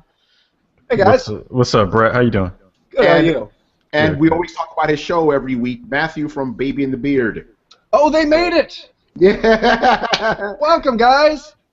Hey, Brett, what are your thoughts on this whole Nintendo mobile strategy and NX? By the way, Brett, I didn't know about this. About their mobile strategy. They're not going to have their legacy games on mobile. They're going to have new IP, something that they should have done with their consoles. What do you think about all this? I'm getting worked up. Okay, catch me up to where you guys are. Like Nintendo going on mobile. We're not talking about the rumors for the new system that they're building, are we? No, it's not a rumor. They said we're going to talk about the new system next year. We're not on the system yet. We're talking about the mobile strategy, where it's basically they want to emulate things like Candy Crush, and they assume that people who play mobile Nintendo games are going to buy consoles, and we saw how well that worked for them with the Wii. Oh, they're trying to sell. Yeah, they're trying to sell consoles on the idea of like, well, if you like Candy Crush on your phone, like, Yeah. I don't understand what Nintendo doesn't get about this. Like, there are main selling points that come with mobile games. Part of it is the same selling point that come with PC games. You already own the equipment that you need. That's a huge fucking one. You buy $4. You buy a system to buy Candy Crush for $200 fucking dollars. They're not paying attention. I'm just going to backtrack and say this. Once again, Nintendo has shown remarkably little insight to the current playing field on which they stand. And once again, they want to dictate in this kind of like, look, we're compromising. No, you're not. If you're compromising, you just listen to what we fucking told you. We don't want mobile games on a Nintendo. We want Nintendo games on a mobile. And that's not even what I'm saying. A lot of people want to play Mario on their mobile phone. Like, there's everybody would want to play Mario 3 in their pocket. But that's not the plan, apparently. Now there's going to have Nintendo games, but not the ones you want to play. No, exactly. And just like always, Nintendo listens to the fan, goes into a back room, plays some weird little game of telephone with themselves, and then here's what we're going to do. Like, nobody asked you for this. Nobody... And, you know, again, and this kind of pisses me off, I thought Nintendo had learned better than to rapidly chase down the casual gamers at the expense of their core gaming market. Is it just always going to be like, is Nintendo doomed to be my first console? No, my second console, you mean? No, like everybody's for like oh yeah, as a kid. Oh, I had a okay, Nintendo, I see what you mean. And then I grew up and I bought an Xbox. Like, is it really? Does it have to be that way? Fisher Price console. Yeah, they do, but they do much. that to themselves. They position themselves in this way, like you said, every time they come out with a new system. Besides their 3DSs, besides their actual mobile platform, every system that they've put out since the Wii, they've positioned themselves to be the third place console. And I'm not even talking about the whole like which console is better or which one is in whatever race that there supposedly is. But they're not forward thinking. They haven't been in their online strategies. They haven't been in the way that they do anything marketing wise. And this is the same thing that we're seeing again. This goes all the way back to the N64 days. I mean, when you think about it, they screwed up way back when. They managed to bounce back pretty much every time for the most part, but this goes back a long way where they kind of didn't want to listen to, or I should say look around and see what was going on. And Miyamoto was like, I don't want load times, so you get another cartridge-based system, you know? And don't get me wrong, I love the N64, but that was a bad move. Well, They it goes back before that. It goes back to Super Nintendo. Yeah. That's how we have the PlayStation. Exactly. Yeah, that's true. But The Nintendo they did a CD couple hardware. things right with the Nintendo 64. They listened to us when we said we wanted a more adult Link. They did it in such a way that they could also have Kid Link. But they gave us Conker's Bad Fur Day. They actually beefed up their idea of like shooters and combat games. They had more violent video games on the 64. Yeah, they made it work. And then after the 64, they're like, yeah, no, this wasn't working for us. You're like, what do you... Like, I'm never going to have a sequel to Conker's Bad Fur Day, and that keeps me up at night. Well, yeah, I mean, that also ties into the whole thing with Rare and, you know, that whole mess. But, I mean, it's definitely frustrating because this is, I think, for the most part, for a lot of us, this is the opposite direction of what we wanted to see from them. And it sucks. And they even specifically stated you're not going to get ports of old games. You're not going to get GameCube games. You're not going to get N64 games. You're not even going to get NES games through this service. Now, they could change their minds. They, you know, they could test the waters and go, you know what, maybe we will do this. But right now, they're saying the exact wrong thing, which is we're not putting those games on mobile. And Can I ask a quick question of the room? Go ahead, man. Because there are a lot of Nintendo fans in the room, and I'm trying to figure out why do you all still stay? Because that's the thing that I'm noticing is like when I ask folks who play Nintendo games a lot, I know the games are great, and I know that there's a lot of history and there's a lot of canon, there's a lot of things that all go together. But you see how the company treats you all, and I'm like, why do you stay? Yeah, Matthew, get in here, man. Why do you stay, man? With this guy. Oh, the 3DS. No, for Zelda, man. I love it. No, like, I just think, and maybe they're moving away from it. I don't know, but I think that say what you will, but Nintendo never puts out a broken game. Yep. And that speaks a lot, but I just love Zelda so much. I'm really, really sentimental towards Nintendo. I love it. Chris, tell them about that broken game that Nintendo put out. What, Metroid Other M? Yeah. Don't bring up Metroid. You Don't said bring- that super quick. That Don't happened. bring up what they did to Samus. It's not Because- fair and it's not cool. Because I played a version in the office, and I was like, "This if you go in this room and come out, you can't ever go back in here. You You're can't go stuck." back in. Yeah. Yeah, and I found that earlier, and they said, "Don't worry, they'll test it and find it." They never found it. No. That thing launched with that bug in there. Cicero, what about you, man? Why do you stay?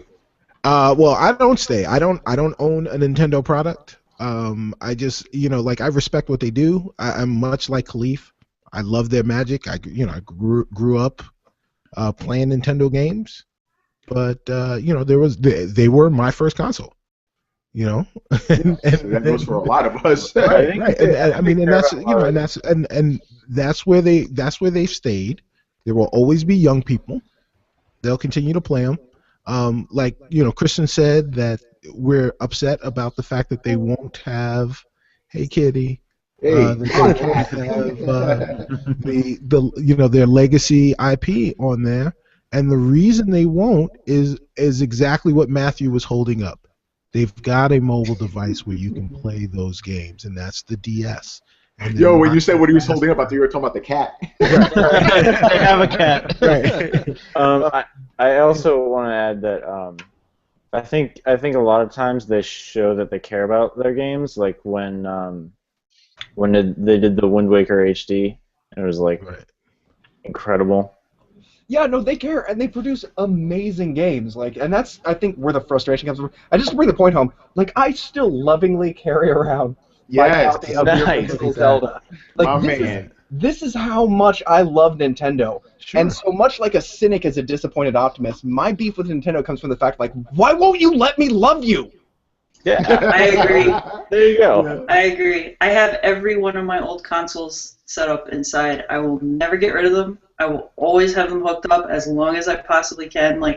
I love them to death too. I was a Nintendo purist up until PlayStation 2 came out. I was all about them, so it makes me really mad that they're doing this. It really pisses me off. Yeah, let's move on to the next. Have patience. Go ahead, man, because I want to talk about the console now. But go ahead. Yeah, I say have patience.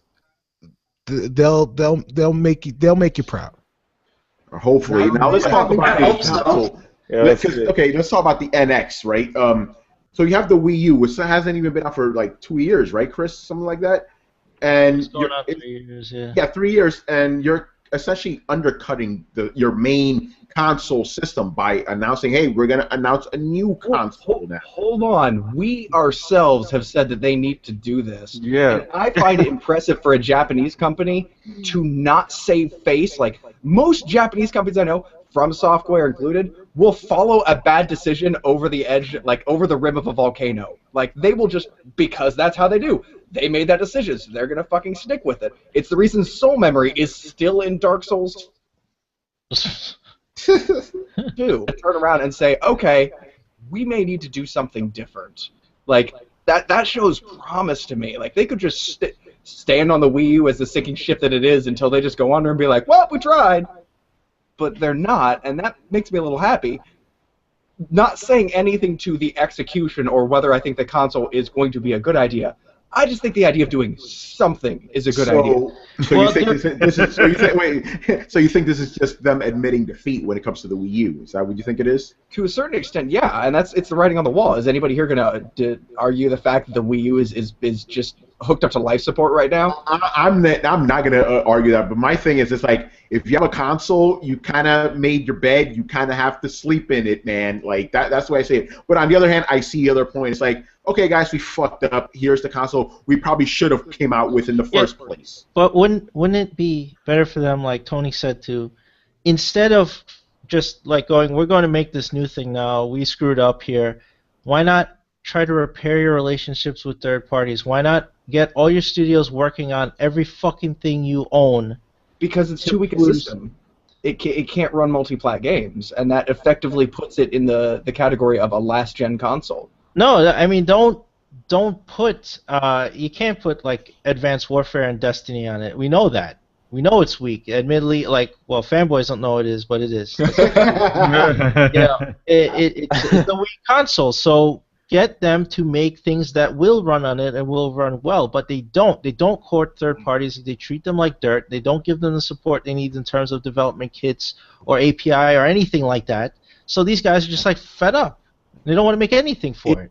And while I agree with that, and I've been saying roughly the same thing for like damn near a decade, the landscape almost seems to have changed. I'm getting some really weird feedback. The landscape seems to have changed in the sense that you can't profit off or profit enough off a game for just one company. It's the reason we're not seeing as many exclusives anymore. So without the ability to say, okay, well, you make a game for us and we'll port this other game over too, and we'll get a good relationship going, I don't think you're going to be able to attract a lot of developers to not only just one console, but the console with the smallest developer base. Well, they burned all those bridges too fast, and they let them lapse. They let all these guys go. They're like, well, we don't care. We have our exclusive titles. You guys, we don't care about you.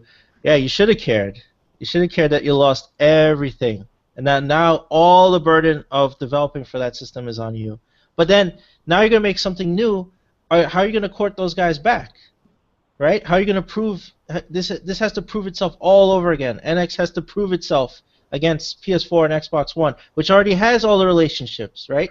Yeah, you gotta repair all those relationships. You gotta convince these guys. No, we've changed, guys. Really, we're gonna stop punching you and actually hug you. And here we brought candy. Like, no, it's like they're gonna believe that. It's like, no, it's like you abuse me too much, man. I think to a certain extent, though, that you've seen it happen with the other two companies. You've seen Sony kind of have their mea culpa and get back in good with the fans by coming out with a system at a lower price as compared to their PS3 when that came out at crazy $600 prices. You saw Microsoft now kind of courting indies in a way that they didn't do before. So Nintendo, they could, if they come out with a system that looks comparable in some way to everything that's either already out or what is going to probably come out in the next year, maybe 2 years or so, 3 years or so, then they may have gotten some people back in the fold if they can do that. So we'll see. Well, you're talking about recording fans and indies versus huge publishers and corporations, and Nintendo just has immense hubris for the last several years that has not gone away. Well, I don't see them turning that around. They just made Hyrule Warriors, which was a travesty in and of itself, but shows that Nintendo is capable of creating games jointly with other companies, so maybe we could see him kind of bring it in this way. But I'll be honest, I don't see any of this happening because my beef with this whole thing is, so let me get this straight. You can't make a console that can compete with the other consoles, so you're going to make a console that just kind of intrudes into your handheld market, officially stinted by you. Like, here's the point. The handheld it's great. You can throw it down a set of stairs, you can spill apple juice on it, whatever. The Game Boy is fucking awesome, but it could be better. The Vita showed us that they could put higher specs. Cell phones have showed us that they could put higher specs. There is no reason for it to be such a weak, infantile system, except for the fact that it's a fucking toy and it doesn't cater to real gamers. The Game Boy should be a much more powerful... I love how you're calling it the Game Boy. That's what it is. It's the fucking Game Boy. It's still a fucking Game Boy. It's not a multimedia device. It's not a computer. It's still a goddamn Game Boy. Actually, I call it a Game & Watch because Game & Watch had 2 screens. Oh, yeah, okay. I mean, it still fucking uses cartridges. Again, this is the reason why I asked that question in the beginning. Why do people continue to stay when the company gives no fucks about you? Yeah, well, like, I really cool. It's not that it's a cool machine. It's that it could be a better machine. But Nintendo has no interest in giving you a better product on a market they already have cornered. Well, this is why I don't think the NX is going to be better than anything. I think, I stick with my guns. Game Boy. Guys, just like here's how you fix it. All you guys, Iwata, Miyamoto, Ionuma, line up, get your fucking retirement, get the fuck out, get some fresh blood in there. Give the reins to somebody else. Number 2, try to repair your relationships with third parties before it's too late. Number 3, fucking throw the consoles away, become a software developer, give Sony Zelda and give Microsoft Star Fox, and start distributing everything and make better games, and just forget the hardware. Forget it. That's never going to happen. That's what they should do, though. That's never That's gonna what they happen because should the do. fan base still buys the shit. Yeah. Oh, So man, they'll yeah. buy it on, You know, they'll buy it on Triforce PS4 no matter Johnson. what. I don't Yeah, care. I would love to see him line up and pick up a PS4 copy of Zelda. I would be there with a camera. Well, Triforce. After that. Oh, yeah. He would. He would buy it in shame and with tears in his eyes while he paid for it.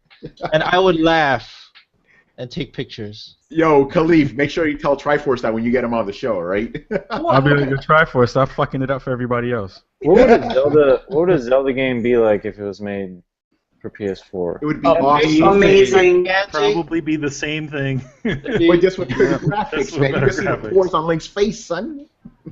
No, they would never go hyper realistic. We could actually see what Navi looks like. Zelda. Navi high res. Yeah, no, it wouldn't have to be super realistic, although honestly, some of the concept art that they fucking teased us with over the years are Man. Right? You're like, why can't Link look like this? Like, he looks like a badass here. Like, he looks Goku level. Yeah. And then they make Toon Link. Imagine Link having the details like in the order. Imagine him looking like that. Yes. All right, that would be. Pretty Zelda.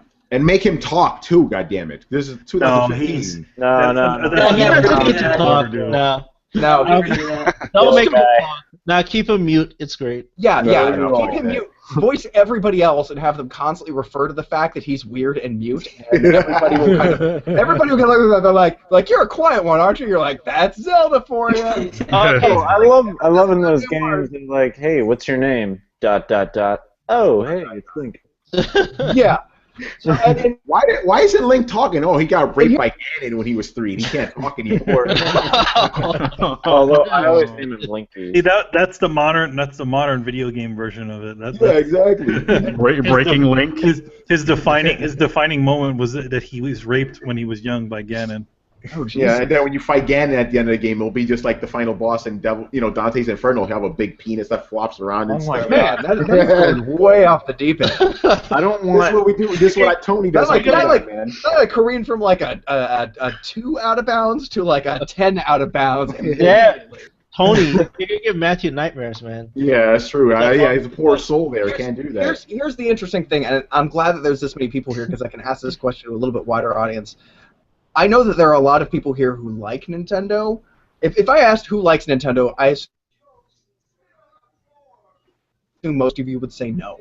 But if I asked how many of you would pay $60 on release day for Zelda on the PlayStation 4, I'm pretty fucking sure I'm going to get a majority. Yeah, I'm buying that shit. Oh yeah. Sign me up. So like they're not making as much money as they could, which is the ironic thing in this whole thing. Like they could I liked Zelda so much I bought Okami. See, I liked Zelda so much I bought Darksiders. Yes. People like Zelda. They just don't want to play it on a Nintendo console. As simple as that. Here's the other thing that's worrying me a little bit. A couple months ago, there was an interview with some spokesperson for Nintendo, and they were basically saying that their general plan, was they were talking about two things. They were talking about this quality of life thing, which everyone seems to be not talking about right now, but they were talking about this quality of life thing that they've been going on about, the sleep analysis or whatever, and then they were talking about quote-unquote aggressively marketing their characters and their brands. So to me, that means we want to make even more merchandise and even less games. And that's kind of worrying to me. Yeah, they just want to sell amiibos now, right? Or shirts or toys or whatever you want to call it, but they know God, full well. Tony. What's up? You fucking brought amiibos into this. Now it's shit's on. Oh no, not the amiibo. What the? And what the fuck is the problem with us buying DLC just because it's a physical figurine? You can't play parts of Mario Party without an amiibo? Fuck you, Nintendo. Seriously, fuck you with that sideways dildo. I am sick of your shit. Yeah. I am so sick of your blatant fucking cash grabbing. Yeah, I get it. Skylanders did it first, but you don't start restricting games. That's spitting on your fucking population base, which I shouldn't be surprised when you love to bite the hand that feeds, but fuck you for your amiibos. Alright, I'm done. Wait, how does it work if it's sideways? Oh, imagine you need an imagination for that. How about that Mercedes-Benz DLC for Mario Kart? That was nice, right? Yeah, hold on. I got to throw this in since we're talking about amiibos real quick. I find it so Jeez. funny, link and stuff.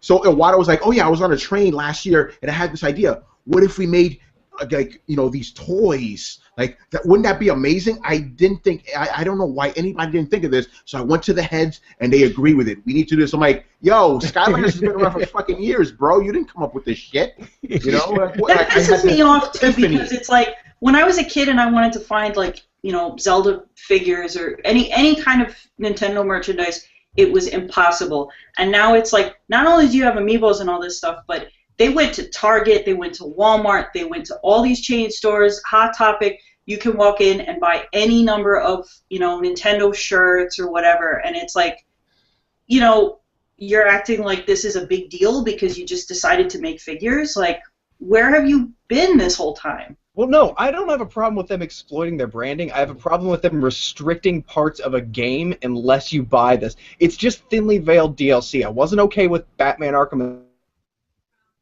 Asylum unless you bought Catwoman. I'm not okay with them stopping me playing any part of the game unless I go out and buy this extra stuff. They can sell their figures all day fucking long. I don't care. But you don't limit my fucking game experience, especially Mario Party.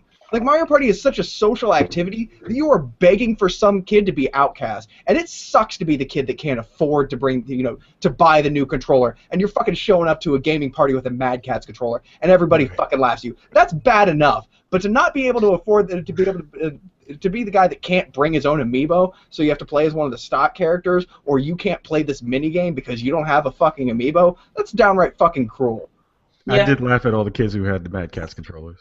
Motherfuckers. Talk about Mad Catz. Yeah. Oh, by the way, a quick shout out to my man Kit Man, who's watching us right now. He's enjoying all the shit I'm saying. He retweeted my line about Ganyan raping playing. Oh man! Of all the things to retweet, he retweeted that. That's what he took away. Yeah, no, tweet about the sideways dildo too.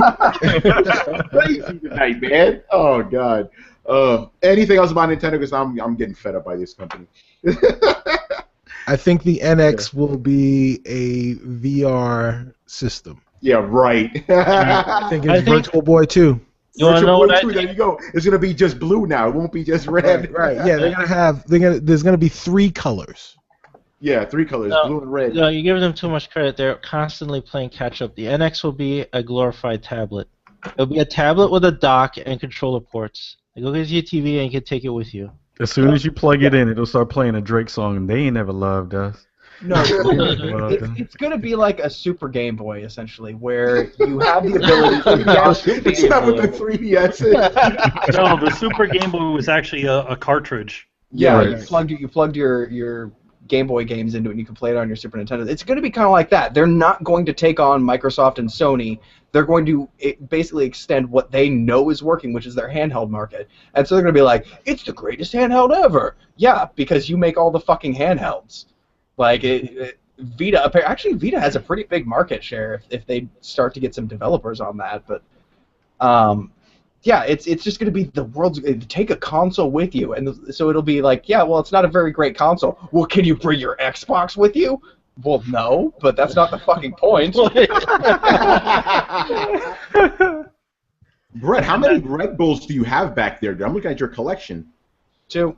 Okay, it looks like more than that. Damn. But yeah, you're right about that. That's what it is. Go ahead, Chris. It's just gonna be a tablet, man. It's like you said, it's just gonna be a handheld tablet shit. They could dock, maybe hook it to your TV, make it plug. Maybe have USB ports you can plug controllers in, like your Mad Catz or whatever, and play it. Well, maybe after this fails, they will go third party because they'll have no fucking choice. It's insane. At this point, arguments, even when Nintendo goes third party, they'll just be like, "We're going to develop for iPhone now." You just be like, "God damn it, Nintendo!" Oh man! All right, let's move on to our last story here. Matthew, I know you're excited about this one. Oh, dude, yes, fine. No, you know what? I haven't actually read a ton into this, but okay, we'll inform you. I know the gist of it. All right, Kristen, why don't you tell us what this whole Batgirl situation is all about? Because you gave us a pretty good rundown while we were trying to do heist the other night. I got very passionate about it. So basically what happened was the next issue of Batgirl. They're doing a, to my knowledge, DC is doing a anniversary. 24 Joker variant covers. Yeah, for the Joker's anniversary. And one of the covers, which was done for Batgirl, was an homage to The Killing Joke. And it was pretty dark. It was pretty, gritty. There was, it was against black. And not too long after it had been revealed, it got pulled. And everyone was pretty upset. Well, I won't say everyone. A large amount of people were upset. On both sides. On both sides. And, part of it was DC's fault because they were particularly vague about what was going on, and they didn't say anything until after the fact. Basically what happened was, and I say this because I was reading the Twitters of some of the people who actually work on the book. People were jumping to the conclusion that I don't know what to call them. Social justice warriors, feminists, whatever you want to call it. White Knights! The White Knights, yes. They were upset because they felt that it was implying rape or something to that effect, and that, whatever. I don't personally agree with that, but whatever. Yeah, he shot her. Yeah. Yeah. So what actually happened was that the cover artist was, he did the cover kind of independently. The cover was not shown to anyone who worked on the book. And it kind of just got revealed. And the crew that worked on the book was really not feeling this cover, not because of that reason, but because they felt that it wasn't in line with what they were going for with this particular book. And so they were talking to the artist was talking to them, and they both kind of came to this consensus that maybe this isn't the right cover for this book. And the artist went to DC and kind of respectfully was asking them to pull it, and they did. And there's a huge shitstorm online on both sides, and I think a lot of people don't realize that this was not censorship. The people who worked on the book were not 100% happy with the cover and kind of came to a consensus to not use it. Here's the thing about DC. This is something that, as a person who was worked there, in general, you do not get to see the alternate covers of your book. The only people that really get to see it is probably maybe the writer, but a lot of times when we're doing the artwork, we don't actually get to see any of the crazy covers that they put out there. So a lot of times we're just as surprised as everybody else as to what the covers are going to be. And I've never been asked. Then again, I'm a colorist. We've never been asked about the validity of any sort of cover, even though we are part of the creative team. So take that the way you should. I have some stuff to say. Go for it, dude. Sorry, I was playing with my cat. So play with your cat during the show. I think it's okay. I was a little angrier before I learned that it was the artist who said I offended some people. I'm gonna pull it, or I'll ask them to pull it. So he's at peace with it. He's okay with it.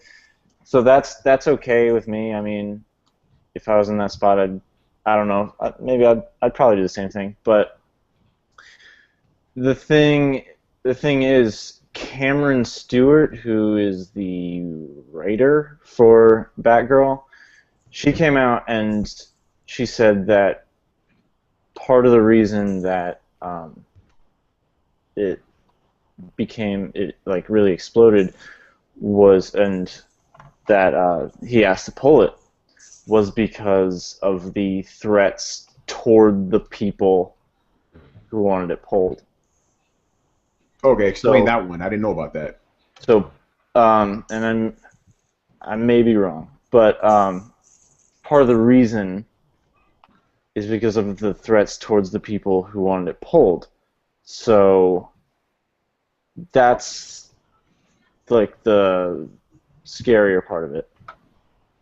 Like, I didn't know about the rest. That's kind of crazy. Yeah, yeah. Go ahead. I was about to say, like, I wouldn't be surprised if it went that way. Like, so the artist had it pulled, or people behind the scenes had it pulled, and that's fine. I'd be curious to know where or why they decided to pull it, and if it was after they started getting some flack for it. Because brew, and then saying this is not the kind of press we want, and avoiding the whole thing would be a smart move on their part. Not inviting this huge controversy, especially in light of how comic books have been being attacked for this lately.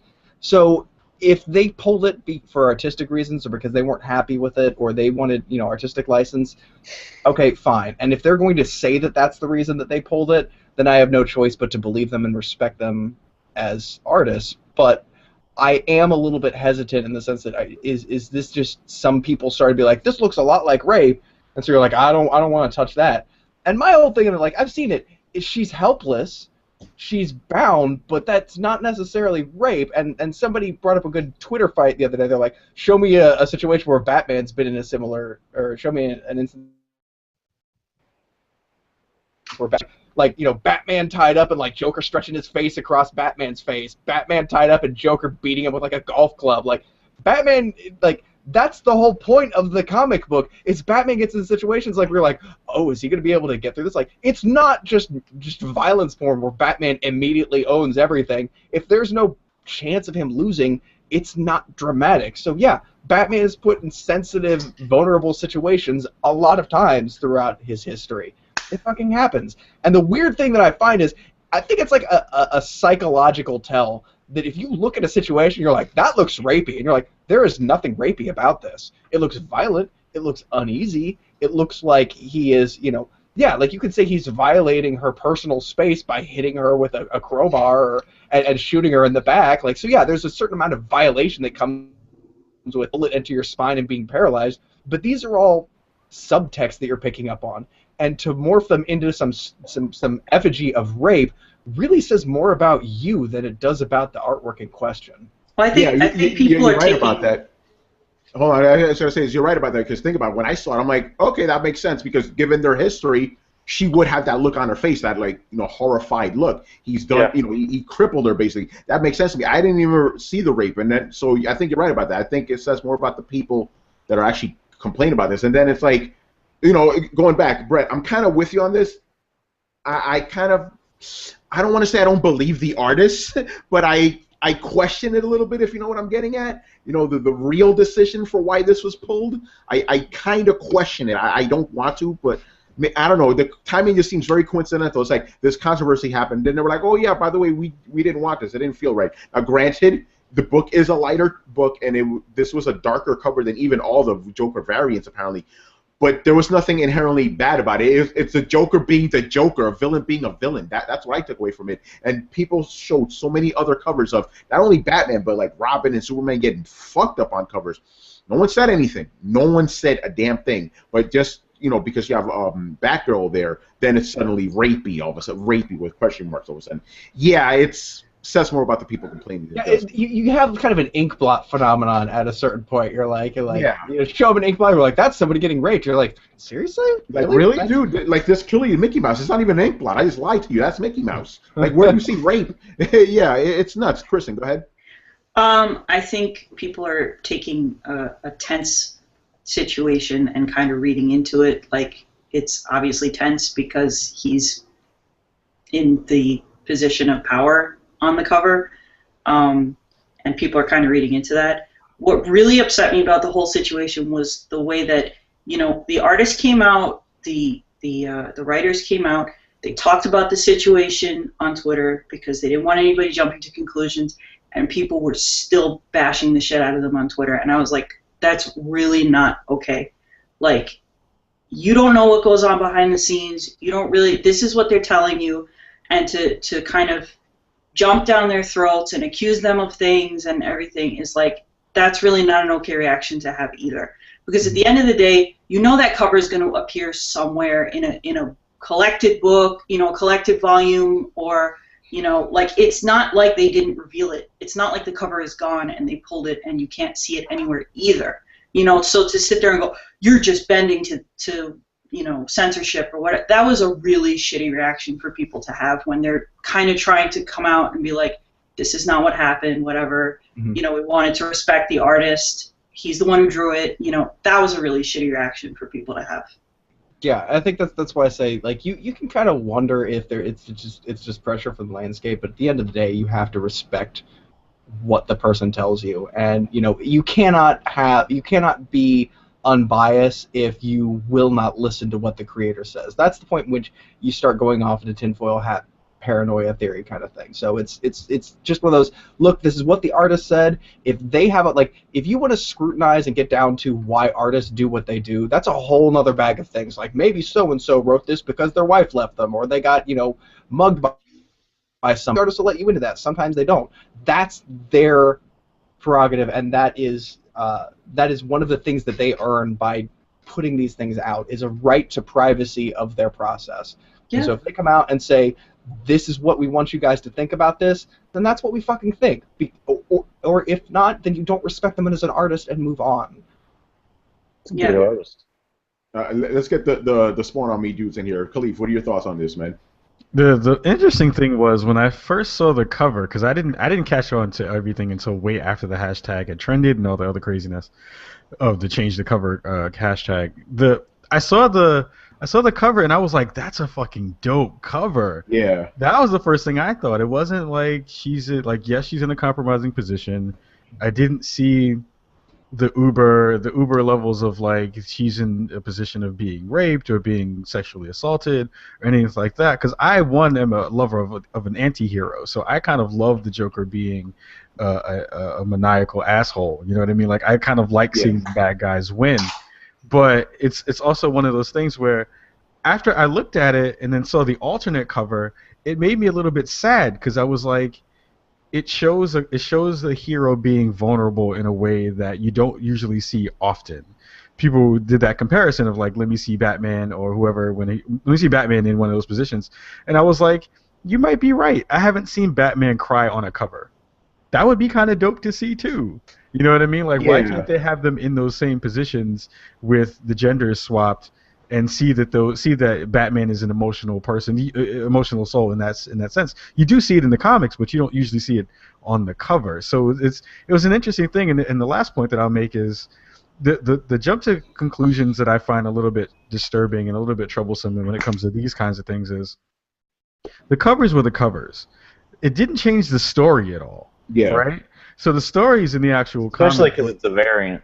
right, especially because it's a variant. It didn't change the story at all, but it gives people this sense, no matter how you kind of come to it in the beginning, that even with the people who aren't really fans or who aren't really comic book readers, they probably think that this is now a change in story as well. So they get this other they get this secondary thing that's in there where you don't really understand how comic books really work. I had another point, but I forgot it. It was in the back of my head, but maybe you'll remember. Let me ask you this then: isn't kind of the point then of the variant cover of, because like that's when Joker paralyzed her, right? Which is a callback to a previous series of comics. Yeah, Killing Joke. Yeah. Yeah. So Killing Joke. You'd almost think that by putting that out, people would be like, "Whoa, did this happen in this comic book?" And then somebody else would say, "No, that's that's referring to the Killing Joke." They're like, "The fuck is the Killing Joke?"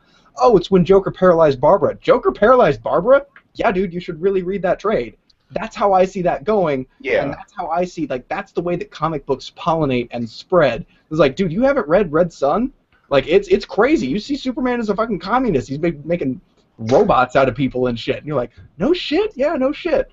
Like, I think that was the second. That was actually. I'm glad you said that, Brett, because it brought up my other point too, and it's actually exactly to what you said. Is like the ability now in the culture that we live in, people aren't willing to do the research that it takes to understand why something was done, and that's problematic, right? So it's like it's problematic because we live on the internet and information is readily available to every person. But also humans are lazy as shit. Yeah, that's the other problem. So like that's the secondary part of that thing. I think we saw this when it happened in Far Cry 2 with the Far Cry cover. Yeah. Where people jump to a certain conclusion, and I think it's a double-edged coin, right? I think on one end, artists are allowed to make the art that they want to make, but they have to now, with this kind of reactionary culture that we've kind of cultivated, always have to understand that someone is going to call something out without having done any research or done any kind of due diligence or trying to check out what had happened prior. And they're automatically going to get that. It's just the way the internet works now. And I think that's the saddest part. Yeah. What do you think? I have a couple points to make. Matthew, hold on. I want to get this one here. You haven't talked for like half an hour, bro. Say something. No, I'm letting everybody flow. I mean, so the thing for me is, again, just kind of echoing what Kai just said, is the fact that the internet comes and it's just so reactionary, and most of the people who have the types of reactions that speak the loudest or yell the loudest are the people who know the least about the subject matter, and in this case, that's exactly what you see. If it comes down to, I mean, if it really came down to the fact that stylistically this cover didn't mesh with the other covers and that's why they pulled it, then that's fine. But if they pulled it at any level because they were, there was all this pressure from this knee-jerk reaction from the internet, then that's just it's the wrong message to send. Yeah, I agree with that. Matthew, get in here, man. What's your point? All right. So I completely forgot them. All right. Jaden actually made a point earlier to me. He said that the Joker is a terrifying person.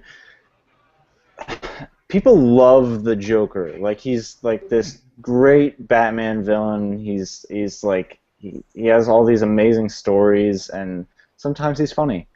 But the thing about him is that you're actually not supposed to like him because he's terrifying and he kills people and he's bad. Like, he's evil, basically. And Batman even says it all the time. Like, he's not crazy. He's just evil. Like, you're not really supposed to like him. He does terrifying things, like on that cover of Batgirl, or what he actually did in The Killing Joke when he was looking for Jim Gordon, apparently, and he shot his daughter.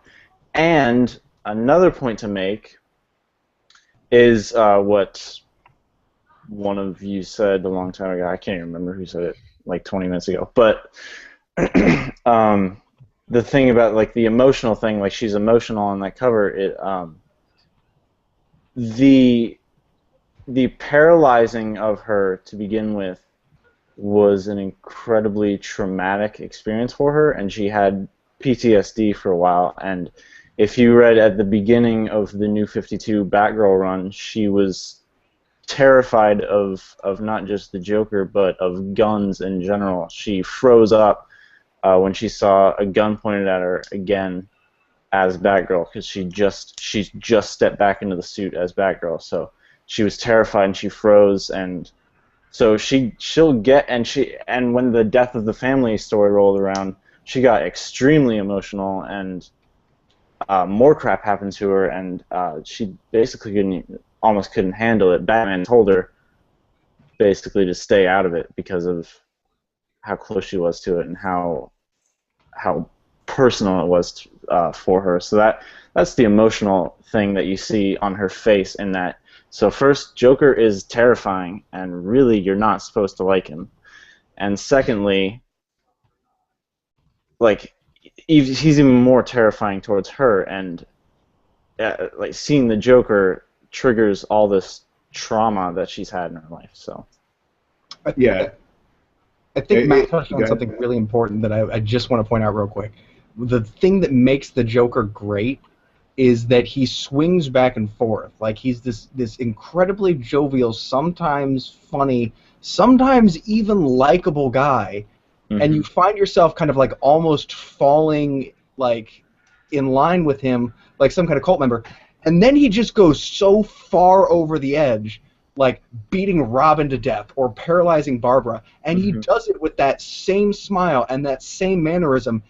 It kind of elicits a healing in somebody like he's beating Barbara or beating Robin to death with the same mannerism that he gets a cup of coffee in the morning. Like, it's just not a fucking, like, he's getting a drink of water. And seeing him do that makes you kind of realize, like, he doesn't have boundaries, and that is the horrifying thing about the Joker. And so to kind of slide between, like, him almost seeming innocuous at certain points to, no, he really is horrifying and evil and a menace, and if he's left unchecked, he will do the most terrible things a human being can do to another human being. And you need those moments to not only come, but you need them to slide up and almost sneak up on you. And so that's why I thought this was such a great cover, because, you know, Joker's la-di-da, fucking funny, haha, and sometimes he's mysterious, and sometimes you wonder, like, is he even fucking immortal at this point? That's the story that's happening right now. And yeah, but then you get to this point where you see his unchecked psychopathic rage, like, spill out, and it's daunting and it's horrifying. And I hate to use this art term, but the juxtaposition of his manic personality versus the horrible things that he does is what makes Joker such an interesting character. So I felt very much like this cover was very much in line, like fairly light, fairly light, fairly light, holy shit, that's dark, fairly light. Like, that's Joker in a nutshell. So I thought it was very well placed, and artistically I'm sad to see it go, aside from all the implications. But I thought it was a great cover. And I think Matt really kind of hit the nail on the head with that's what the Joker is. Mm-hmm. Yeah, he has. I never thought about it like that. You're right. He does all these things, the same expression all the time, no matter what. And you're right. All these different covers. I haven't seen all of them. I know there's supposed to be 25 I've seen a few total. But yeah, it's like they show all the different facets of the Joker. Sometimes he's kind of jovial and funny. Sometimes he is fucking scary. Joker is. You know what I was thinking about the whole time, because I've been playing GTA. Trevor is kind of like a lighter version of Joker, if you really think about it. It's like, you don't know when this guy's going to fucking snap.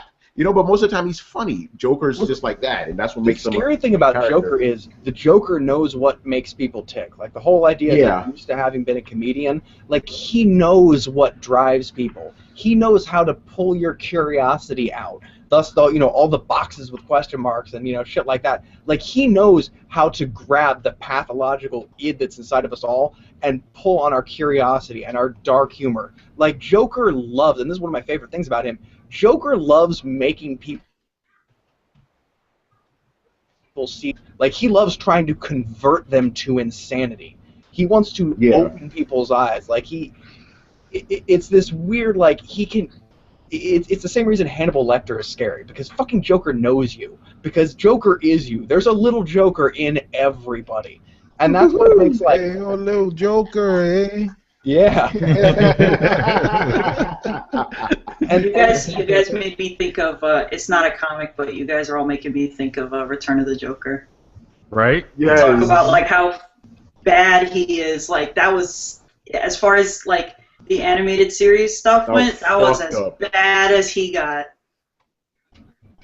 Yeah, that's Batman in the knee. Yeah. All right, but yeah, I mean, I was on board. I mean, luckily I didn't go off too much on this in Twitter because I was just so busy doing stuff. But I remember my initial gut reaction was, and remember, Cleve, you're talking about everybody's just reactionary now. I was like, what the fuck? They're changing the shit. These motherfucking, I was about to do that, but I was so busy. And then, Kristen told me what happened. I'm like, okay, we can calm it down now. Kristen was amazing that night because Kristen came in and she was like, all right, guys. This is what actually happened. Because like I said, I saw people jumping down these guys' throats on Twitter and bashing the shit out of them. I'm like, look, like, this is not an okay reaction to this. Like, if you have any respect for what these guys do, just let it be. They didn't pull it off the internet. It's not like they wiped it out of existence. They took it down. It's okay. Like, everyone was being so mean to these guys. I was never mad at DC or any of the artists or anything. Well, there were people. There were people. Yeah, no, people were pissed off because they believed that it was pulled directly because of the complaints. But it turns out that I guess what really happened is the complaints happened at the same time that the artists were like, we should probably take that off. I think it happened around the same time. Well, that's what they say though. Yeah, I know, Brian. That's the other thing, you know. Like I said, there's still a little bit of me. I'm like, I don't know about this. Well, like, DC was also super vague about what was going on, and that didn't help either. They didn't make a statement until after all the shit hit the fan, so that didn't help either. Yeah, Hey, exactly. How likely is it, or how often does it happen that variant covers get pulled due to artistic choice? Because I'll be honest, one thing that Spider-Woman, remember that? No. It's very rare when that sort of stuff happens. I mean, the thing is that you got to remember that comics are really about getting people to buy your books, and you choose. Sometimes you might choose to do a cover that's a little controversial just to get people to go, holy fuck, what the hell is happening? Because you got to think about it this way. You are competing with every single comic book that's on the rack. And if you could get that one guy that just goes, holy shit, what the hell is that happening right there? I want to read that. Then you got it. You know? You have a new reader. Yeah. So like it bothers me only this doesn't seem to happen that much, and I don't know as much as Manny, but from what I do know, a lot of times, like if there are multiple projects or artists working on a project in a big company, honestly, they don't really care whether as an artist you don't necessarily like another variant cover that much because it's not your property. Like it just seems that like for the rare instance that this does in the shadow of this kind of shitstorm, it seems a little weird. It really does. It is a little odd in general because again, a lot of times, you know, the creative team usually does. You know, most of the creative team is most of these decisions are made by the editor themselves. You know, I've had plenty of times where they're like, all right, do this kind of cover. I'm like, well, wouldn't this make more sense? No, just do this. You know what I mean? That's what it'll be. Unless these guys, because they have a more successful book, maybe they have a little bit more say, but most of the time it's editor-in-chief, and it's your editor. And if editor-in-chief does not like what's going on, then that's the biggest say. You know, if it comes from the top, it's like make a really offensive cover for this. All right, but that doesn't match what we're doing in the book. Who gives a shit? It sells books. Yeah, most comic covers in general don't have anything to do with the actual story inside. Oh my god! The thing is, the secret behind that is that comic covers are usually done months and months in advance before the actual stories have been written. Yeah. So what you'll have is like, if anything, you're lucky if you have a plot as to what's going to happen during the series, but most of the time that's why, because they have to get it into the previews magazine. Yeah, and that's true. And previews is what all comic book stores base how they base what they're going to buy, because they have to make their decision as to what they're going to buy in advance. They're going to be like, all right, this is going to be really hot because this is a new whatever book, and you know the covers look really good, and it's got a really famous artist on it. All right, I'm going to order X amount because I know these things are going to sell. Yeah, just like all those books that said the end of New 52, right, Matthew? Sure. I keep ribbing him about that. All right, I think we pretty much said everything we need to say about this. Anybody have some final thoughts on it before we wrap up? Yes? I didn't get to say anything, but you pretty much know exactly what I'm going to say, Tony, so... Say it. Those who don't, it's just overreaction. People are overreacting to stuff that doesn't exist. They're making up... Essentially, they made up the bogeyman that there was some sort of offensive cover that... It wasn't offensive. Like, I'm sorry, but that's not offensive. Like, that's...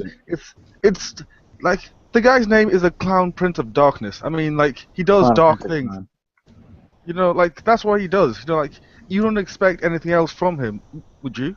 Like, would you expect him to be playing, like, chess with him or something like that? No. He does crazy things. Like, he's known for doing crazy things. Like, the first thing when I seen that cover, I'm like, oh, he has a gun.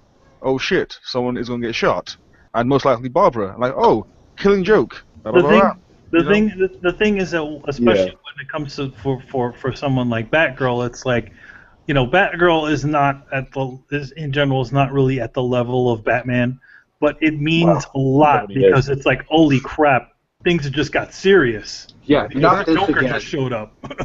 You know. Here's my question: What are bad guys in comics supposed to do? Great question. They're not supposed to be bad guys Do anymore. they just rob banks? Is that it? Oh, just like the Now old that days, they remember? rebranded him. They rebranded the Joker and called him Happiness Man. Yeah, happiness, man. You know, Brian, when you were talking, I was just thinking about what you said. You were like, oh, yeah, like he's doing what the Joker does. I'm thinking, like, that's like somebody getting offended over a picture of a tiger eating a gazelle. It's like, he's kind of doing what the tiger's supposed to be doing.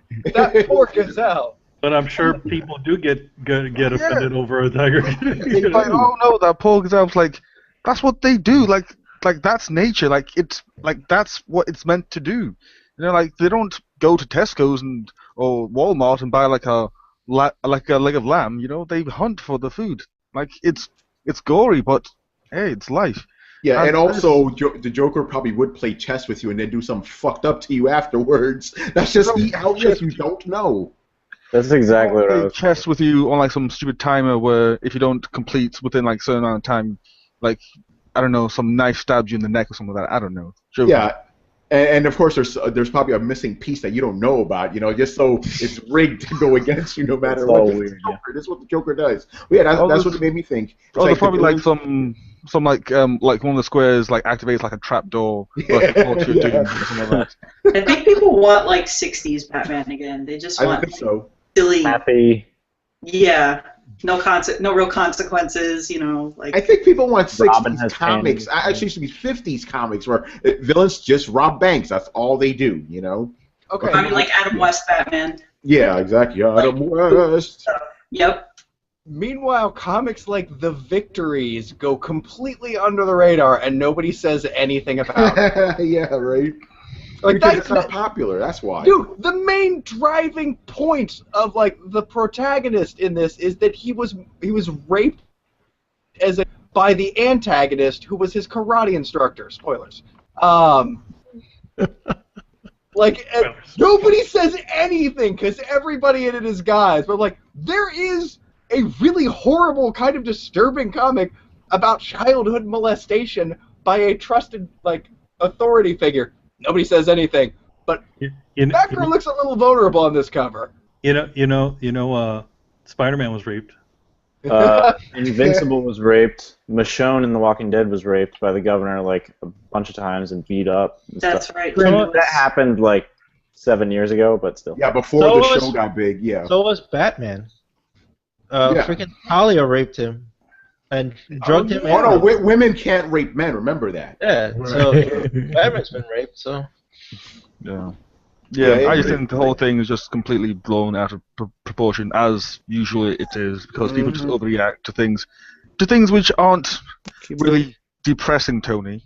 Yes. It's a story. Like, I'm not saying that people should react to like Batman being raped. It's a fucking story. They're going somewhere with. They're trying to tell you a narrative.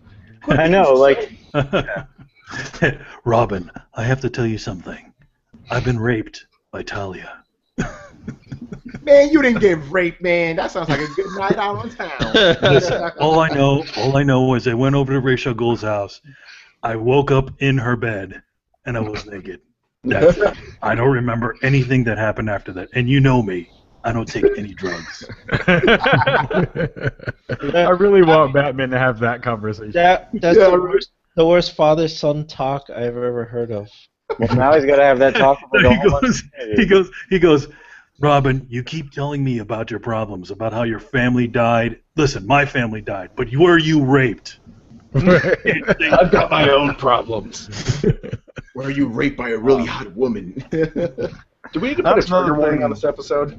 What happened, dude? Do we need to put a trigger warning on this episode now? Yeah, right. I guess there should be a trigger warning on every episode of Throwdown over the shit I say alone. You know? Why do you think I snuck in the penis thing in there? Because we haven't talked about dicks this episode, so I had to throw it in there just to meet our quota. You know? Go ahead, Brian. Just dicks everywhere. Khalif just left the screen. No, it's like one of the things that someone mentioned that people never see Batman being emotional and whatnot. I'm like, what about the death of Robin? Like yeah. I saw tears in his eyes. Dude. That fucked him up. And also, like the death of Robin itself. I mean, like Robin was bound to a chair and beat to death, like Yeah. With a crowbar. With a crowbar. You know, if that was like the cover, then and that was bad, you're like, oh, rape, but it happened. It happened to Robin, and he died. Right. Well, in my eyes, he's dead. Okay, so that's that. I know he comes back, but he's dead in my eyes. That's Yeah, fine. yeah, no. I agree. Yeah. Oh my Yeah, gosh, well, no, it's dude, I just love like- Red Hood. Like it's Here's it's a double standard that I hate. I hate double standards. They're just so ridiculous, especially ones like this. Yeah. we need to start just reacting with disdain. Like, if in the book where Joker beats Robin to death, hitting it with a buddy, and a buddy leaned over is like, "Is Joker gonna rape Robin?" Your reaction would be, "The fuck is wrong with you?" No, Yeah, No. for real, right? no. The fuck is your problem? Like, that should be our reaction when somebody leans over like, "It looks like Joker's gonna rape Batgirl in this." Like, no, the fuck is your problem? No, there's nothing in here that would suggest that. Quit being weird. And just Yeah. move on. Like, it doesn't need to be a big ethical discussion. It just needs to be like, what is your deal? No, just I feel like move on. a lot of times people kind of try to look for that just to start something. Of course. Oh yeah, they do. Oh yeah. We should all just take like a leaf out of Yati's book and laugh and blow a raspberry, Yeah. and that's it. You know. You're like a petulant child. You can't fan the flames. The best thing, the most adult thing that any of us can do. Everybody did that. Maybe they would stop sounding a little, quite so crazy, and maybe both sides would calm down a little bit. Just pull out a shut the fuck up and just end it, right? Yeah, like this is a ridiculous. That'll make them even angrier. Yeah. Shut the fuck up. Shut up. How about slap you over the internet, you dumbass. Right? All right, let's wrap this up. All right, so let's do this first. Pimpage. Matthew, where can people find you? They can find us on babyinthebeard.podbean.com. They can also find us on the Coalition, on our little Baby in the Beard section. In a couple weeks, we'll also be featured on SoundCloud and on YouTube. Nice. Yeah. Can't wait. We're also getting some legitimate microphones. Also, our Facebook is facebook.com/babyinthebeard, and our Twitter page is JMBATB. And Jaden live tweets the Arrowverse every week, so that's fun. Nice. Spoiling for everybody. Yep. All right, Khalif, Cicero, where can we find you? Pimp your shit. You can find us on the spawnpointblog.com. You can find us with our Spawn on Me podcast on iTunes, Stitcher. Don't listen to us on Stitcher because it sounds whack on Stitcher. Listen to Play Quality FM. control. Yo, for real, don't listen to that. I fucking work hard to make that joint sound good. Yeah, I want to. Before you finish, I want to tell people this. You guys have the best sounding podcast out there because of what you do to it. Explain to everyone how you do your shit because it's fucking amazing. So we usually folks will either do their podcast with the audio that you'll get from a Hangout or from just a Skype Like call. this one. Yeah, but you know what though? The funny thing is the sound on this has been really, really good tonight. I've been super surprised at how good Hangouts has held up with this many people in the room. Anyway, we usually get the folks who are our guests to send in their audio. We ask them to locally record their stuff, send it to us. I stitch it all together, me, Cicero, whoever else. Depending upon how many people we have, it'll take me numerous hours to get all that shit to sound dope. I don't have that time. And then it takes forever, but it usually comes out sounding real good. So you can do it. It just takes a long ass time. Yeah. I'll let you know a little secret. It did entertain the idea on the Throwdown, but then everybody was like, We had that discussion. It was a good one too. Yeah, because what happened is like we were gonna do it, and it's like, wait, we have regularly 5 people here to mix all that audio. Nah. And then the thing is, our fans, they get crazy if the shit is late. It's like, even if it's 2 hours late, where's the Throwdown? It's like, all right, fuck it. They don't care about the sound quality. Just give them their shit, and that's fine by me. Just feed the motherfucker. Just feed him. You can also find us on iTunes. Oh, yes. There you go. All right, so continue pimping. You can also find us on SoundCloud. You can also hit us up on Twitter at SpawnOnMe, at KajaiKins is my personal one, at StubbyStan is Cicero's. We've just joined ESN.fm a little while ago, so that should be going up fairly soon. They're just migrating everything over to that site. So we just joined a network, so you'll be able to get that and some other great stuff as well. And we're always on Twitter, Facebook, all that good stuff. You'll be able to find all that online wherever you may find us. So that's it.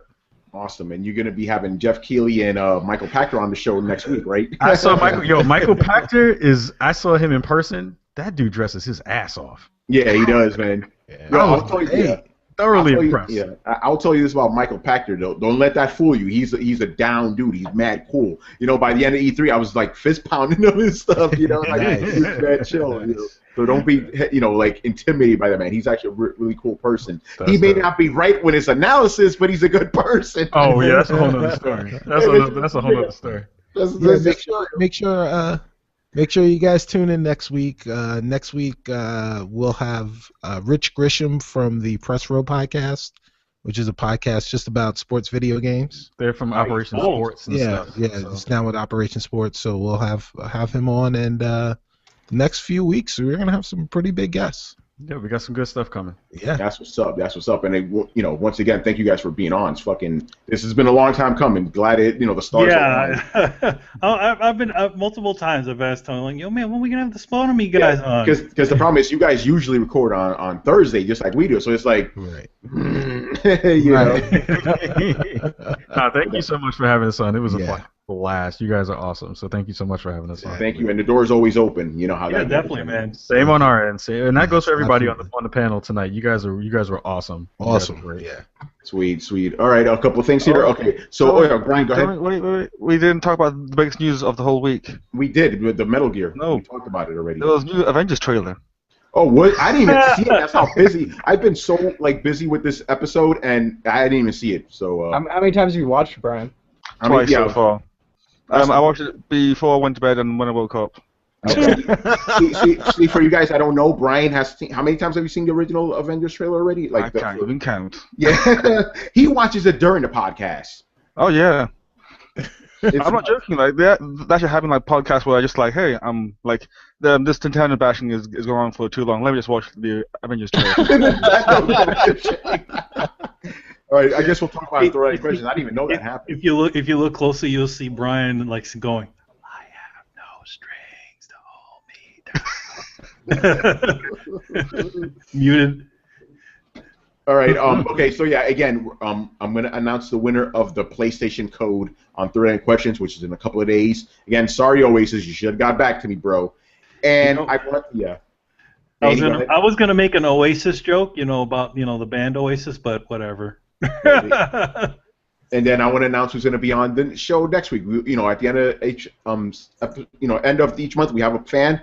This month, we're going to have Mr. Damian on the show. Well, it'll be good to have him on again. So yeah, that'll be interesting. I hope you talk, Damian. Get ready, because Damian has dubbed us the Sony down. He doesn't like that we bash on Microsoft. Even though we don't bash Microsoft, we speak the truth about Microsoft. Yeah, no matter what we say, he's going to continue to think that we hate Microsoft. Yeah, so hopefully Microsoft does some next week, Damien, so we can talk about it.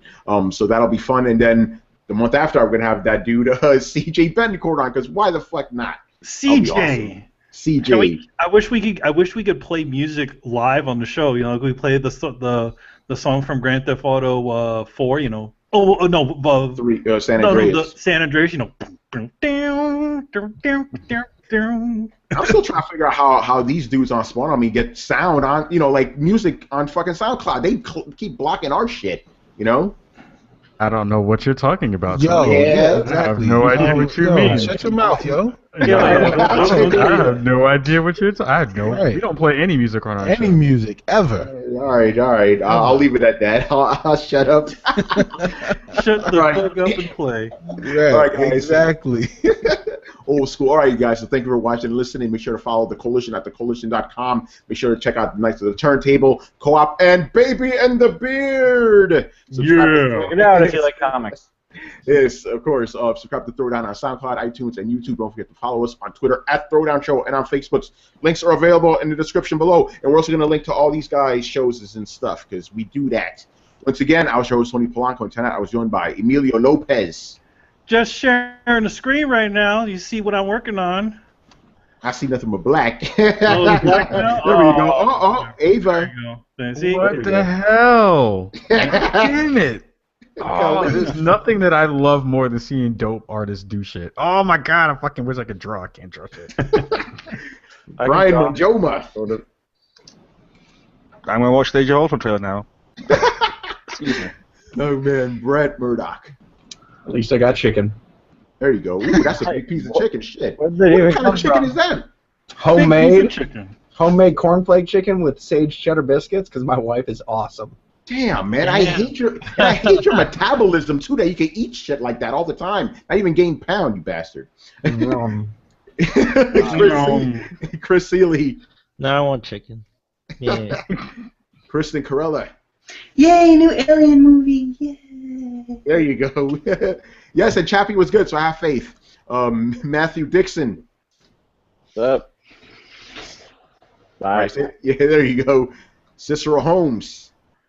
Love, peace, and video games. My man. And of course, Khalif Adams. Fuck Nintendo. Yeah. 2015. Wow, oh, that's a hell of a way to end the show. All right, guys, we'll see you next time. Peace. Later, people. Peace.